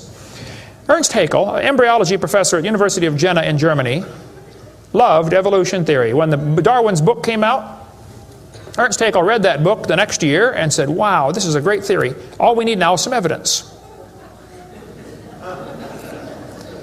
9 years later, they still had no evidence. So Ernst Haeckel decided to help Charlie out. He was an embryology professor, the study of animals before they're born. You know, the different embryos of all these different animals. He made drawings that were fake to make them look alike. The students are taught we have evidence from development. I don't think so. The similarity between early stages in development of many different animals helped convince Darwin that all forms of life shared common ancestors. Actually, Darwin considered this by far the strongest single class of evidence in favor, a class of facts in favor of his theory. This is stupid, folks. I'll show you. This textbook says, the human embryo growing in the mother has gills like a fish. Those little folds of skin are not gills, okay? Excuse me. Those little wrinkles under your chin when you're growing up later develop into bones in the ear and glands in the throat. They never have anything to do with breathing. I've seen folks that have 5 or 6 chins and they can't breathe through any of them but the top one. Those are not gill slits. Ernst Haeckel, though, said the turning point in his thinking was when he read Darwin's book, 1860. Haeckel took a drawing of a dog and a human embryo and he changed them to make them look exactly alike. His fake drawings looked almost identical. On top are the real drawings, underneath are Haeckel's fake drawings. He lied, folks, intentionally. He made huge charts of his posters of his drawings of these embryos and traveled all over Germany and just about by himself converted the Germans to believing in evolution. Which later led to the obvious question, well, if evolution is true, then maybe one of the races of people has developed farther than the rest.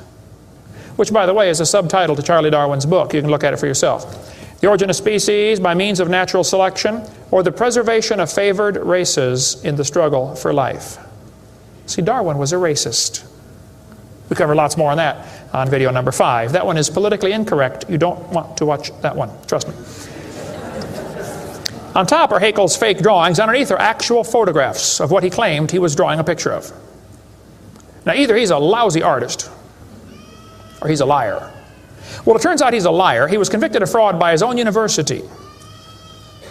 Proven to be a fraud. But guess what?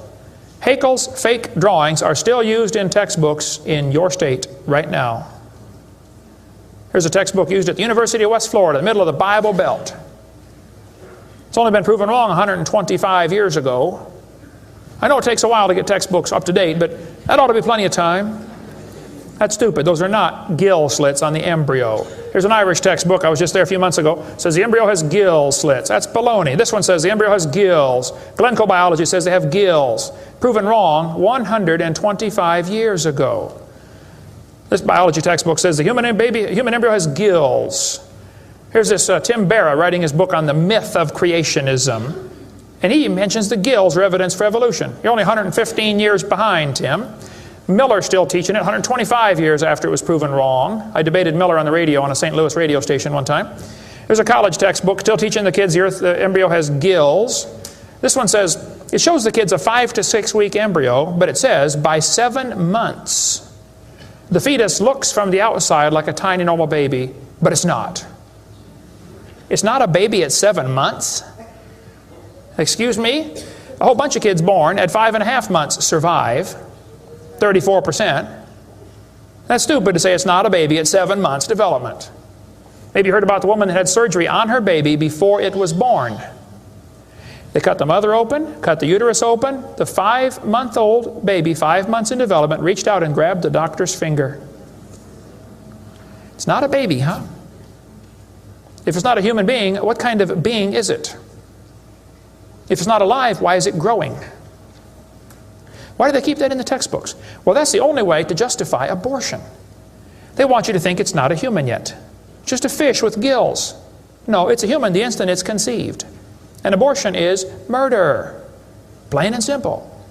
We cover lots more on that on my videotape number 4. You don't want to watch that one either.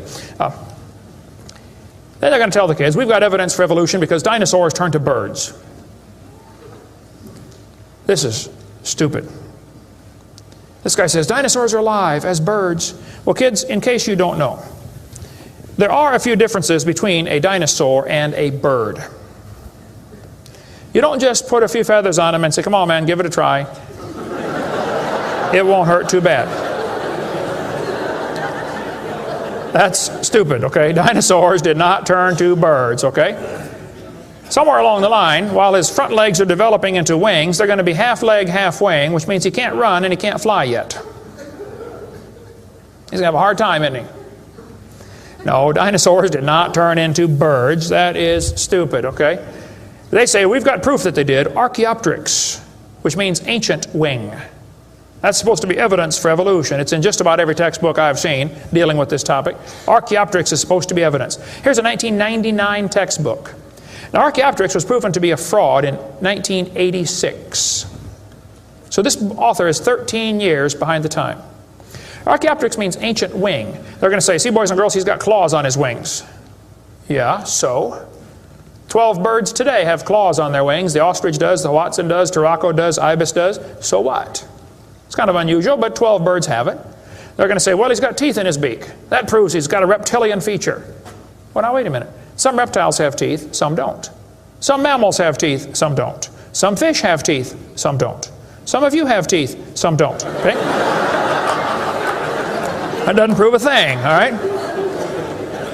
Alan Fiducia is considered one of the world's experts on birds. He believes in evolution. University of Chapel Hill, North Carolina, Chapel Hill. He said, paleontologists have tried to turn Archaeopteryx into an earthbound feathered dinosaur, but it's not. It's a bird, a perching bird, and no amount of paleo-babble is going to change that. It's a bird. By the way, even by their twisted thinking, birds are found in layers lower than Archaeopteryx. If you find fully formed birds in rock that you think is 130 million years old, then Archaeopteryx at 65 million years old cannot be a missing link, can it? Because birds were already here. Even with their dumb geologic column, it doesn't work. We cover lots more on that on video 4. They say bird feathers evolved from scales. Well, that's stupid. In the first place, they come from different genes on the chromosome, okay? Developed totally different. A scale is a hard wrinkle in the skin. They attach to the skin very differently. Feathers are incredibly complex, folks. Unbelievably complicated. They're both made from the same protein, keratin, and that's where the similarity stops. So what? Battleships and forks are both made of iron. Doesn't prove they both evolved from a tin can. Proves the engineer's using the same material for different functions. And God used keratin for fingernails and hair and scales and feathers. So, same designer, that's what it proves. A lot more on the bird evolution in the book Icons if you want to get that. Then they tell the kids about the peppered moth. Yes, boys and girls, somebody in England went around and counted the moths on the trees. Must have been a government project. They discovered it's 95% light moths and 5% black. Well, so the story goes, they burned coal in the factories, the trees turned black, and the moths changed to black moths. Because when they counted them again, they said they found 95% black and 5% light. Actually, the whole story is a lie. It never happened. After 40 years of watching, they found 2 moths on the trees. 2 total out of 40 years. So they glued dead moths to the tree to take a picture for your kid's textbook. Then he wanted to get a picture of a bird eating a moth. So he put some moths in the refrigerator to calm them down so they got nearly frozen. Then he put them on the tree and they couldn't even hang onto the tree. So he warmed them up on the hood of his car.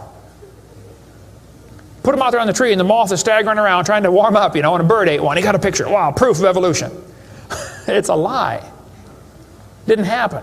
Even if it were true, dark moths and light moths were there at the beginning, and dark moths and light moths were there at the end. The ratio of population might have shifted, but the story wasn't true.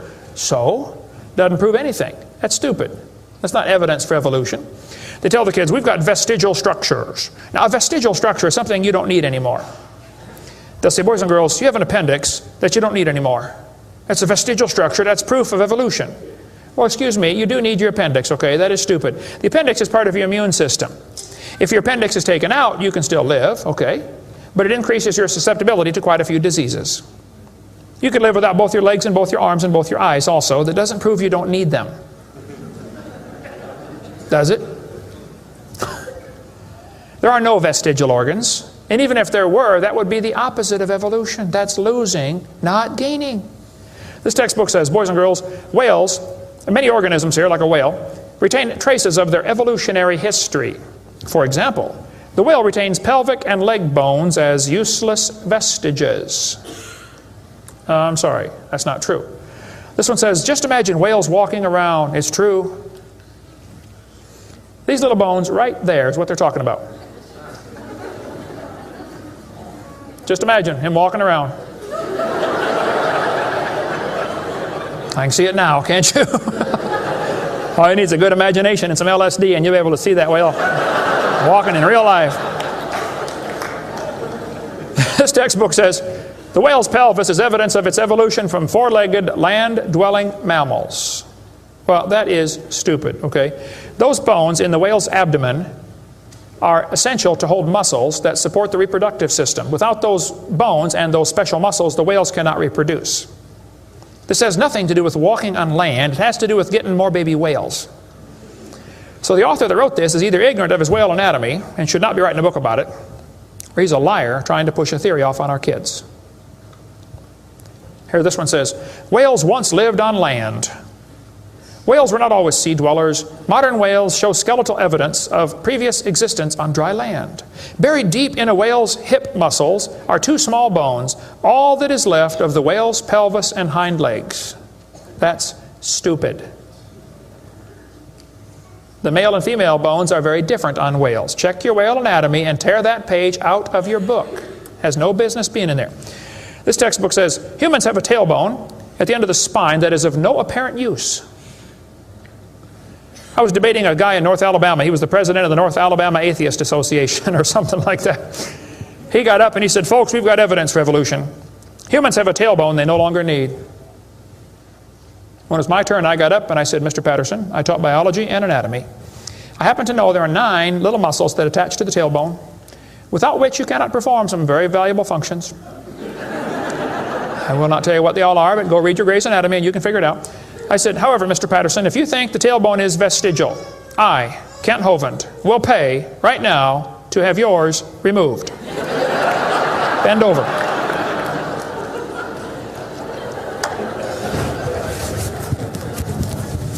That is stupid, folks. The tailbone is not vestigial. This one says, the coccyx, that's the tailbone, the small bone at the end of the human vertebral column, has no present function and is thought to be the remainder of bones that once occupied the long tail of a tree-living ancestor.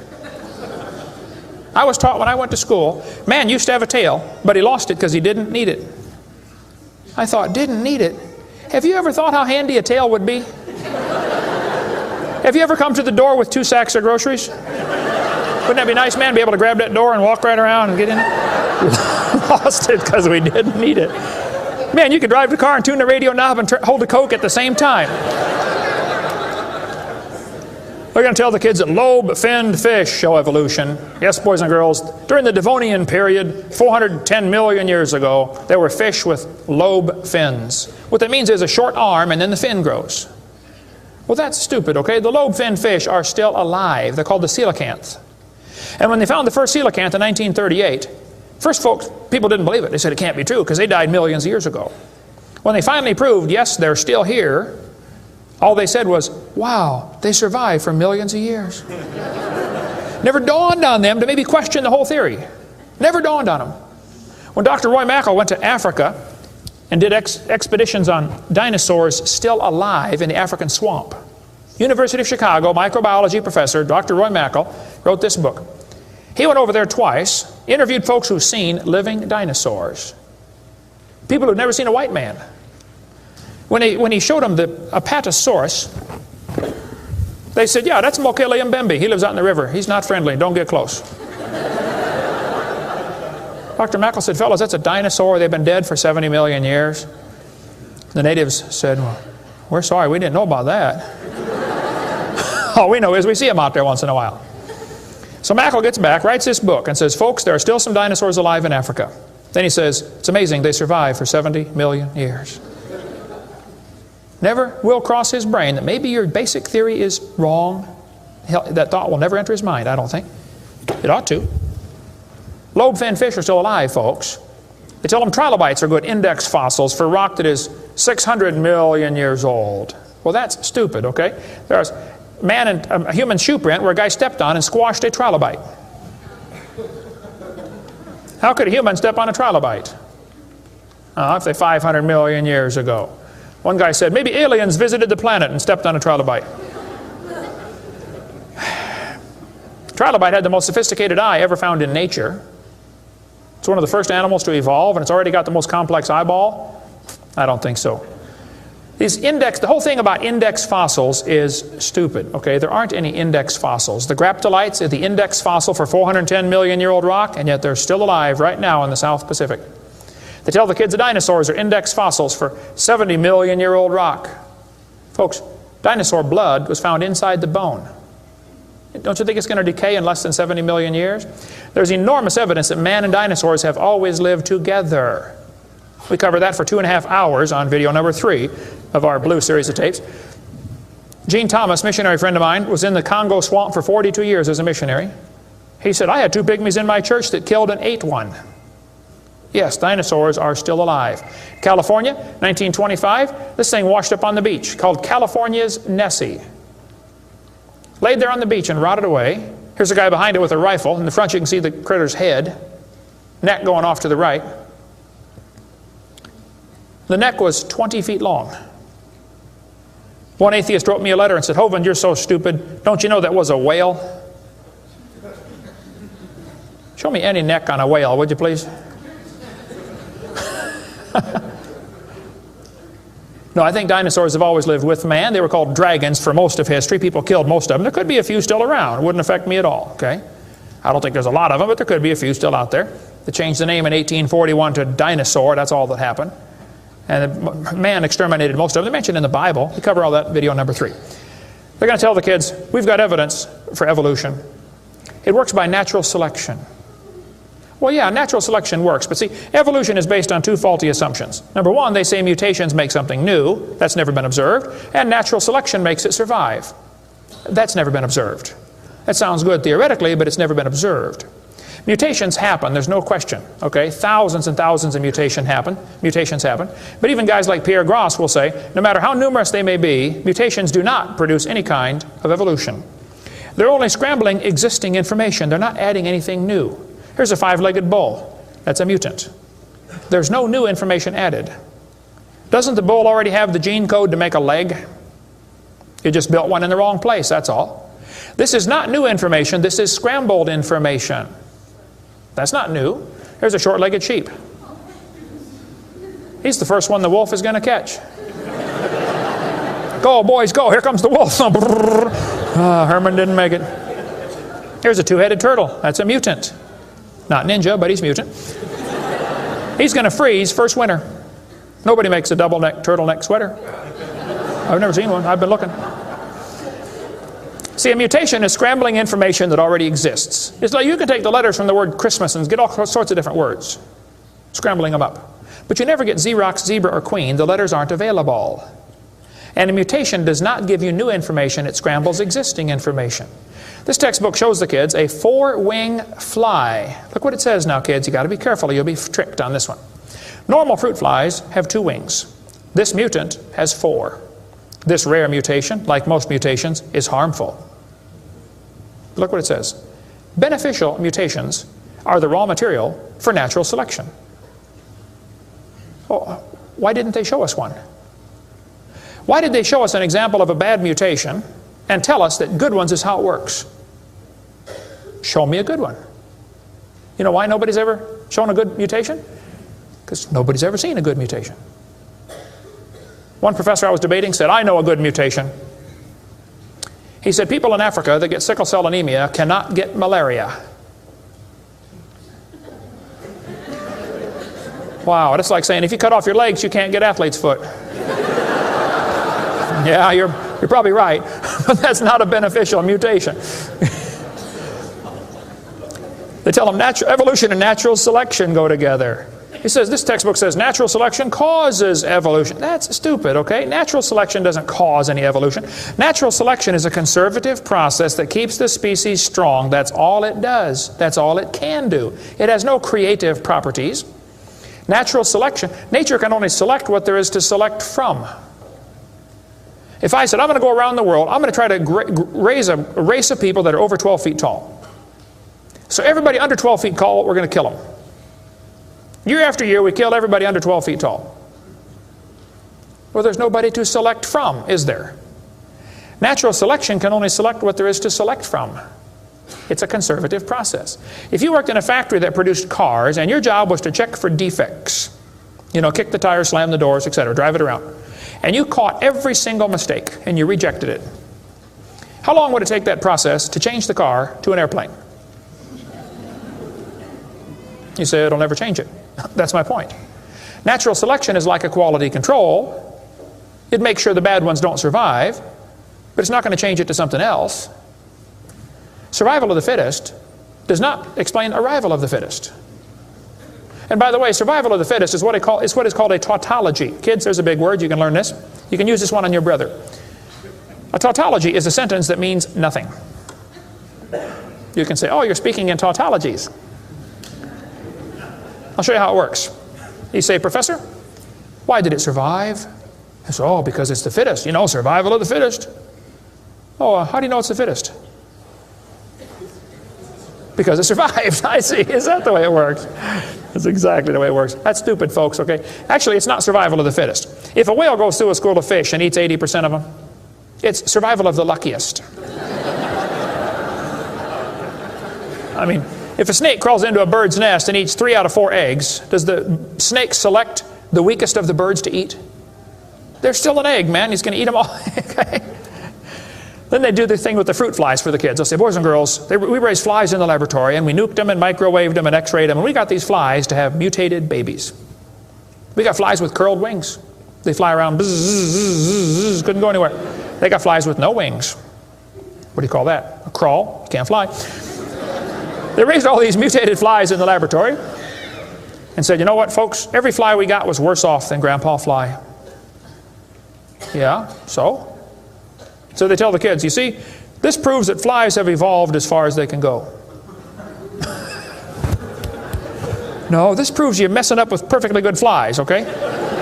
God made them right and you're messing them up. Now leave them alone, all right? This guy says, we've got proof for evolution because flies in the north have wings 4% larger than flies in the south. That's proof we all came from a rock. That's stupid, I'm sorry. Then they tell the kids, boys and girls, today you're going to learn to think critically.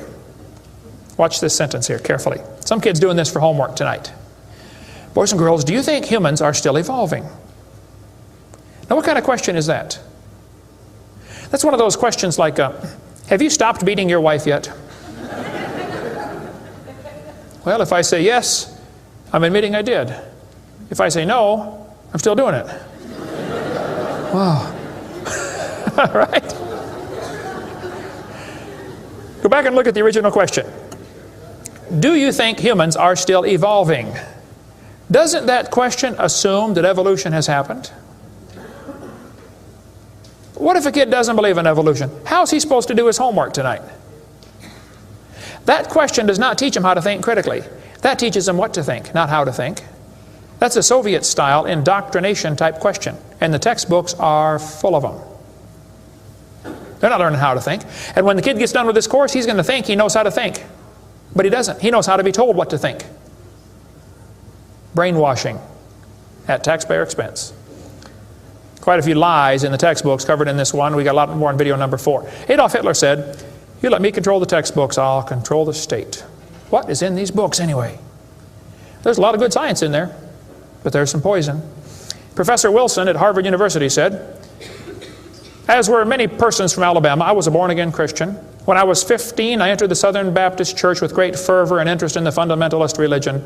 I left at 17 when I got to the University of Alabama and heard about evolution theory.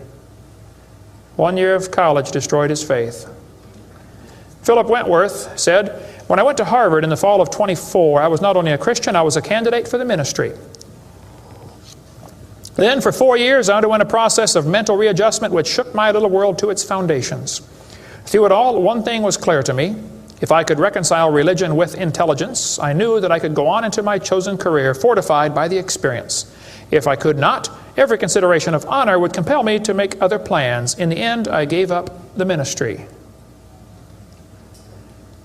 Scott wrote me a letter and said, "Dr. Hovind, until I went to college, my faith in God was sound. My college history class helped destroy that faith. I started to doubt the Bible and God's Word. I even started to doubt Jesus was truly God's Son and that He died and rose for my sins. My best friend showed me your tapes, and I was in awe of what I saw. Everything I thought I knew about life was changed." Praise God. People will sit home and watch a video that you will never get to come to church. Especially men. If they're sitting at home holding the remote. There's this feeling of power that surges through their body. How many know what I'm talking about? Now come on, be honest, okay? Right? That's why we purposely leave my videotapes uncopyrighted. Copy them and give them to your friends, man. Get them saved. All right? 75% of the kids from Christian homes that go to public schools are going to lose their faith after 1 year of college. 75%. Professor Bonar said, "Evolution is a fairy tale for grown-ups. The theory has helped nothing in the progress of science. It is useless." Malcolm Muggeridge said, "I am convinced the theory of evolution, especially the extent to which it's been applied, will be one of the great jokes in the history books of the future." It's a joke. And it would be a joke if it weren't for the tragic results. How many kids are taught this thing every day and believe it, and it destroys their faith? Adolf Hitler was a strong believer in evolution. He thought the Jews were an inferior species and needed to be eliminated for the good of humanity. Joseph Stalin was an evolutionist. Trotsky was an evolutionist. Pol Pot from Cambodia was a strong believer in evolution. We covered lots more on that in video number 5. Scientists who go about teaching that evolution is a fact of life are great con men. The story they are telling may be the greatest hoax ever. In explaining evolution, we do not have one iota of fact. Evolution is a shell game. You ever seen those shell games where they put the pea down there and they put the 3 shells on it and the guy tries to get you confused, you know, he messes them around? Evolution is like a shell game. If you ask the biologist, where's the best evidence for evolution? He'll say, oh, it's in geology. I debated Dr. Pigliucci. It's debate number 12, I think, of my series out there, of the red series of tapes. Those are debates. I said, Dr. Pigliucci, you have gotten $650,000 in grant money to study evolution of plants. You've been teaching a course on the evolution of plants for 30 years. What is the best evidence of evolution you're aware of? And he said, the evolution of whales. You're a botanist telling me the evolution of whales is your best evidence? It's always this way, folks. The geologist thinks the anthropologist has the evidence. The anthropologist says, oh no, we don't have it. The biologist has it. It's a shell game. The only problem is there's no pea under any of them. Nobody has the evidence. It's a joke. Sir Arthur Keith was selected to write the foreword to Darwin's book when it was republished in 1959 because he was a strong believer in evolution. Arthur Keith said, "Evolution is unproved and unprovable. We believe it because the only alternative is special creation. And that is unthinkable." I mean, you're not even allowed to think that maybe there's a creator? The only alternative. He's right, by the way. The Russian atheist astronomer came to America and spoke at one of the universities, and he started off his speech, he said, "Folks, either there is a God or there isn't." I thought, boy, this guy's brilliant. He nailed that point right on the head. I got to give him credit for that one. And then he said, "Both possibilities are frightening." I thought, wow, that's a good statement. You see, if there is a God, we better find out who He is and find out what He wants and do what He says. If there is no God, we're in trouble. We're hurtling through space around the sun right now at 66,000 miles an hour, and nobody's in charge. That's a scary thought. It's real simple. The Bible says, in the beginning, God created the heaven and the earth. The Christian view of history is very simple. God made the world in 6 days just like He said He did. And that explains all the symbiosis relationships. How can certain animals and certain plants require each other? Which one evolved first? There are zillions of symbiosis relationships that can't be explained by evolution. The pre-flood world was very different. The people lived to be 900 years old. We cover that on video number 2, why they lived to be 900. You can check out my website and see them right there, drdino.com. During this time when people lived to be 900, reptiles grew to be huge. See, reptiles, even today, never stop growing. Reptiles grow all their life. So if a reptile lives to be 900 years old, he's going to get real big. Dinosaurs were big lizards that lived with Adam and Eve. And then Noah took dinosaurs on the ark. People say, dinosaurs on the ark, they're kind of big, aren't they? Well, the big ones were big, but the little ones were little. And Noah was 600 years old when he built that boat. I bet he was smart enough to figure out, you don't have to bring the biggest ones you can find. Bring 2 babies. Just be sure to get a pink one and a blue one. That'll be important later. After the flood was over, people killed most of the dragons, as they were called. That's why there's legends of dragons all through history. Plus the climate killed a lot of them. People don't live to be 900 anymore. We cover all that on video number 2. And there might be a few still around. Christians don't need to worry about dinosaurs. They're part of the normal creation. They're mentioned in the Bible. It's all there, folks. We just got to get a good biblical view of history. God created this world. See, it's real simple. Let's summarize here. God made the world. It didn't evolve. Evolution is stupid. There are hundreds of more reasons we can give. We're going to run out of time, though. But if God made the world, He owns it. That means He makes the rules, like the 10 Commandments. We are guilty of breaking His rules. I'll show you. Rule number 9, commandment number 9, thou shalt not bear false witness. That means don't lie. How many of you have ever lied before? Come on, you don't do another one. Put your hand up. Don't give me that pious look. Come on. Number 8, don't steal. How many ever stole something? You already told me you're a liar. Now come on. You don't have to read very far to realize we're guilty, which means we're going to be punished. Or find a substitute. See, I can't substitute for your sins because I got a whole bunch of my own. But Jesus Christ is not only willing, He's able. He wants to take your place. He wants to pay for your sins. It's real simple. February 9th, 1969. My friend said, Kent, you're a sinner. I said, well, you can say that again. He said, you deserve to go to hell. But Jesus died for you. He wants you to save you. He wants to save you. If you'll ask Him, He'll save you right now. And I bowed my head and said, Lord, I'm a sinner and I deserve to go to hell, but would you please forgive me and save me? And I've got God's promise I'm going to heaven. Hey, if you died today, where would you go? You ought to think about it because you will be dead for a long time. Doesn't matter how long you live, you're going to be dead longer than that. You know, George Washington died 200 years ago. And he's still dead. How much longer does he have to go? You're going to be dead for a long time. All you get in this life is a little bitty dash between two dates. Just a little and it's gone. What are you going to do with your dash? Let me give a suggestion to you. Give the whole thing to Jesus. Say, Lord, you may have it, the whole thing. One time a little boy saw Jesus preach and he had a little sack lunch, 5 biscuits and 2 fish sticks. He said, here, Jesus, you can have the whole thing. Jesus said, thank you, son. Everybody sit down, please. 5,000 men, plus women, plus children. We can assume probably 20,000 people. Jesus started breaking those fish sticks and bread up and making fish sandwiches and started passing them out to the disciples. And everybody sat down in the grass and they passed them out and passed them out and passed them out and passed them out. When they got all done, everybody was stuffed. You want another fish sandwich? Oh, no, I can't. No, man, I'm stuffed. He said, okay, disciples, gather up all the fragments. They got 12 baskets full of fragments left. That little boy came home from the meeting. Mama said, hey, son, how'd you like your lunch?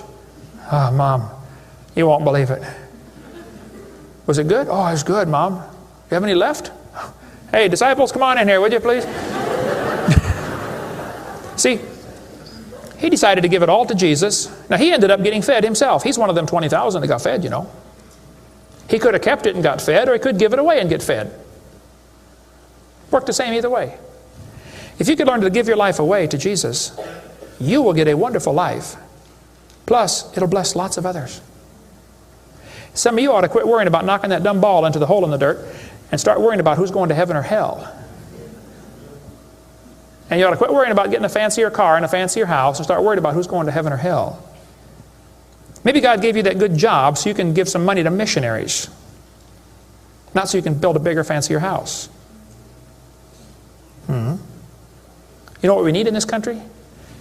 We need a Christian Barney. How many kids in this town tomorrow are going to be taught evolution on Discovery Channel, Nature Channel, National Geographic, textbooks, library books? How many? Thousands of them. And they're going to use dinosaurs, aren't they? Little 4-year-old kids get a book. Hey, boys and girls, dinosaurs lived millions of years ago. Isn't that what they say? Why don't one of you get yourself a purple costume? Get all the neighborhood kids together. Hey, boys and girls. We're going to sing now. God loves you, God loves me. He wants you in His family. If you'll ask Him now, He'll come into your heart, and of His family you'll be part. Shouldn't they learn that instead? Folks, somebody's got to reach these young kids.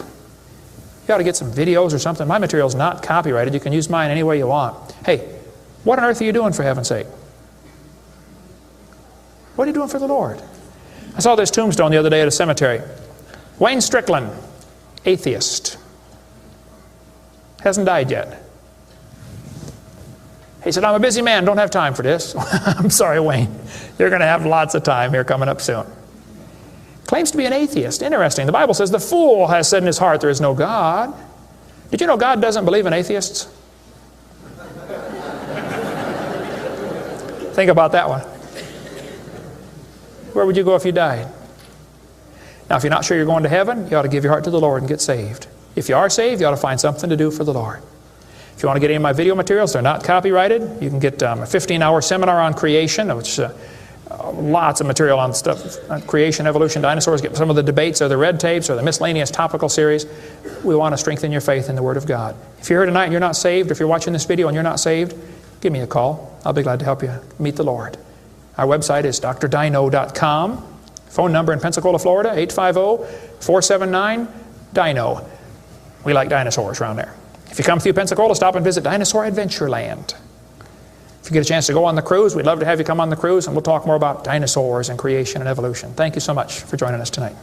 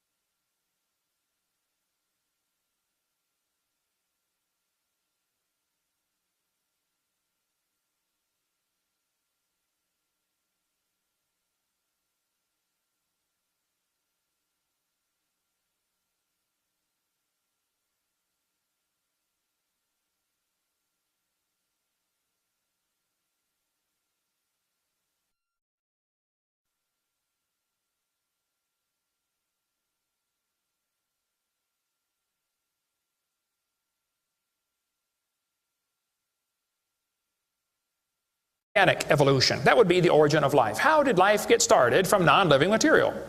Now, according to the evolution theory, that would have to happen somewhere along the line, long ago and far away.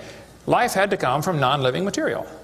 And yet, we've never seen that happen. There is no evidence that it can happen. We'll talk about that in a minute. Fifthly, we would have macroevolution. That is where an animal changes into a different kind of animal.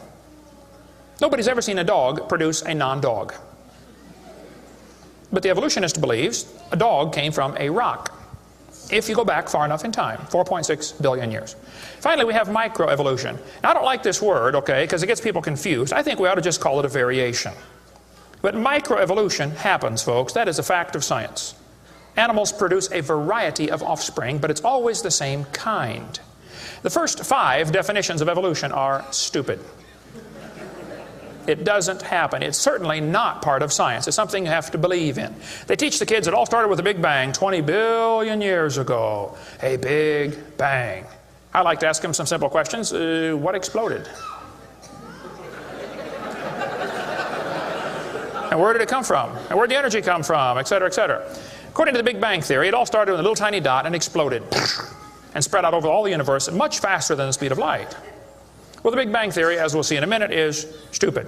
I don't know of a better way to say it. I'm trying to be nice to them, but it is just stupid. The Big Bang idea started with a Belgian astronomer named George something, can't pronounce his last name. George said that this original matter was no more than a few light years in diameter. At the very least, that would be 2, or about 12 trillion miles. So they started off teaching a spot 12 trillion miles across was what exploded. Well, they revised that down. In 1965, they said, no, it was only 275 million miles across. Well, that's way down from 12 trillion. 1972, they said, no, it's only 71 million miles across. I don't know how they know this stuff, but this is what they taught, okay? 1974, they said it was only 54,000 miles across. 1983, they said it was the trillionth the diameter of a proton.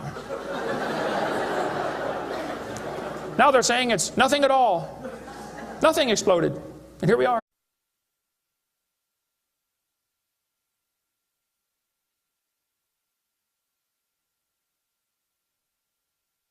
Teacher for 15 years. Now for 12 years I've been an evangelist, and I travel around and speak on creation, evolution, and dinosaurs. And it's an honor to be here in Coeur d'Alene, Idaho. My first time to preach in your city. How many have been to one of my seminars before or have seen one of the tapes before? Oh, quite a few, okay. How many have not? And how many do not understand the question so far? Okay, that's what I thought. Well, great, it's an honor to be here. I tell folks right up front before I get started too far, because I don't want anybody sneaking up on me, I believe the Bible is the infallible, inspired, inerrant Word of the living God. I believe it from cover to cover. I even believe the cover on mine. It says Kent Hovind. I believe that. And what I try to do in my seminars, I have 3 distinct goals. Number 1, I want to strengthen your faith in the Word of God. Number 2, if you're not saved, I'm going to try to get you saved. I'm after you. I'll tell you right now, I'm after you. Okay. Number 3, if you're saved and you're not doing much for the Lord, then I'm going to try to make you uncomfortable. Everybody ought to find something to do for the Lord, okay? The worst of you could serve as bad examples, if nothing else. But you can all find something to do for the Lord. All right, this is not my wife. This is just a picture of her. We live in Pensacola, Florida. I've been there 12 years. We have 3 kids, 1 of each. My kids are, at this time, 21, 22, 23, a year and 2 weeks apart. We call that family planning where I come from. Got the 2 boys married off now, and as soon as I find someone to take over payments on my daughter, I'm going to be home free. So that's the plan. One of my hobbies for many years, I have been collecting science books. I like science. And you can ask any of my kids or ask my wife, when I get bored, which isn't too often around our place, I just read science books. I like science. Taught it for 15 years. Even though I'm not teaching it anymore, I still like to study. It's so many neat things to learn. And there's an awful lot of good science in these books. But folks, there are some lies in our science books. Now, I'm not against science. I'm not against schools. I'm not against teachers. My brother's in his 34th year teaching public school. My mom retired from teaching public school. There's an awful lot of good, godly teachers in the system. But there's some poison in these books. And we're going to cover some of that tonight. Richard Dawkins, who hates creationists, said, it is absolutely safe to say that if you meet someone who claims not to believe in evolution, that person is ignorant, stupid, or insane, or wicked.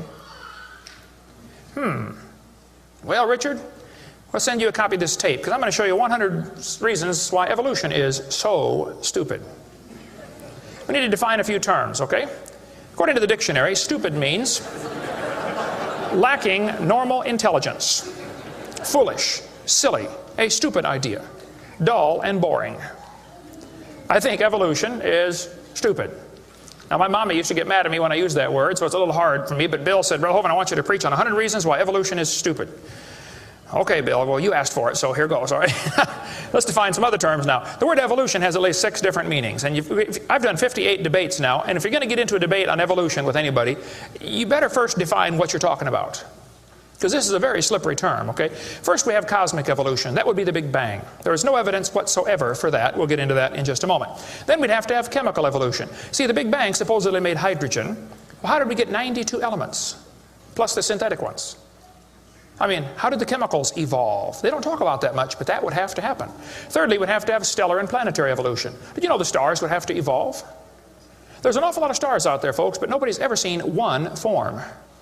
There's enough stars out there that everybody on Earth can personally own 2 trillion of them.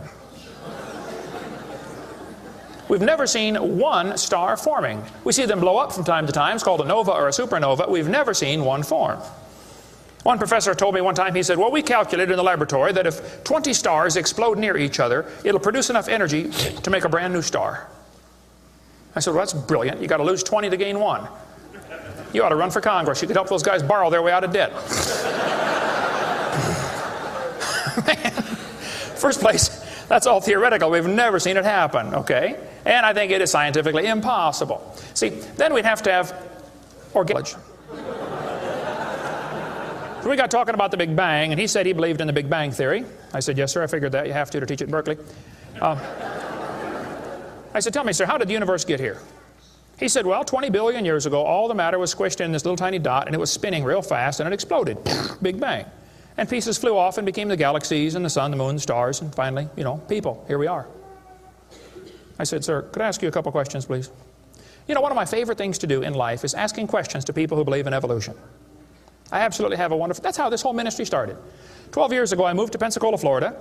Some article came out in the newspaper that said, dinosaur bones found in Montana from 80 million years ago.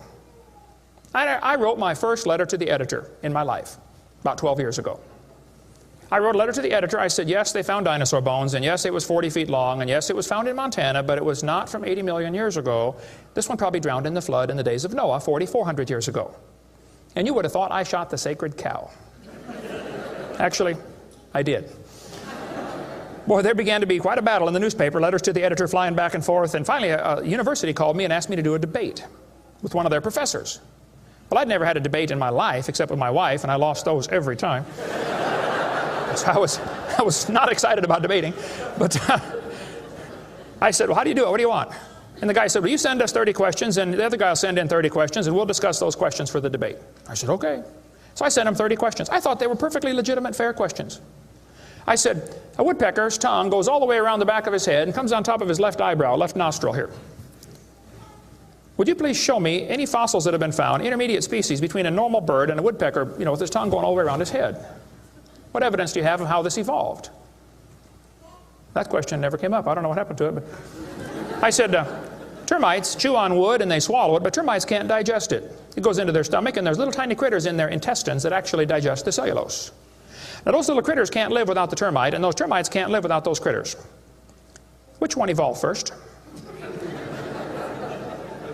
I thought it was a fair question, but it never came up. I don't know what happened. I think they lost my list. But anyway, one of my favorite things to do is asking questions to people who... This is what the textbooks teach. 18 to 20 billion years ago, all the matter in the universe was concentrated into one very dense, very hot region that may have been much smaller than a period on this page. That's stupid. This one says, all of the matter and energy someday will once again be packed into a small area, no bigger than the period at the end of this sentence. Then another Big Bang will occur. It happens every 80 to 100 billion years. So you can forget about global warming. We're going to get squished. Now, this textbook author was brilliant. I could not believe how smart this guy was. He said, boys and girls, nothing really means nothing. You have to be at least that smart to write a book. He said not only matter and energy would disappear, but also space and time. However, physicists theorize that from this state of nothingness, the universe began in a gigantic explosion. What? Yes, boys and girls, you see, nothing exploded, and here we are. Now, who can argue with logic like that? Man, they even put this in major science journals like Scientific American. This fellow said, the observable universe, that would be us, could have evolved, there's that word again, you got to watch that one, okay, 6 meanings, from an infinitesimal region. In the Greek, that means a dot. It's then tempting to go one step further and speculate that the entire universe evolved from literally nothing. They call that science and put it in a science book. I would call that stupid and put it in the garbage. This is what the books teach. I collect them. I've got hundreds and hundreds of these books from countries all over the world, clear back from 1890s up until 2001 textbooks. They're teaching this kind of stuff, folks. This one says, all the matter in the universe was drawn into this little tiny dot, and it spun faster and faster. This is what they teach the kids. Some kids doing this for homework tonight, right? It spun faster and faster. One day, it exploded. Big bang. I was talking to a professor from Berkeley one time. I was sitting on the airplane next to a professor from Berkeley University. I don't know if you folks here in Idaho ever heard of Berkeley or not. But Berkeley is not a Bible college.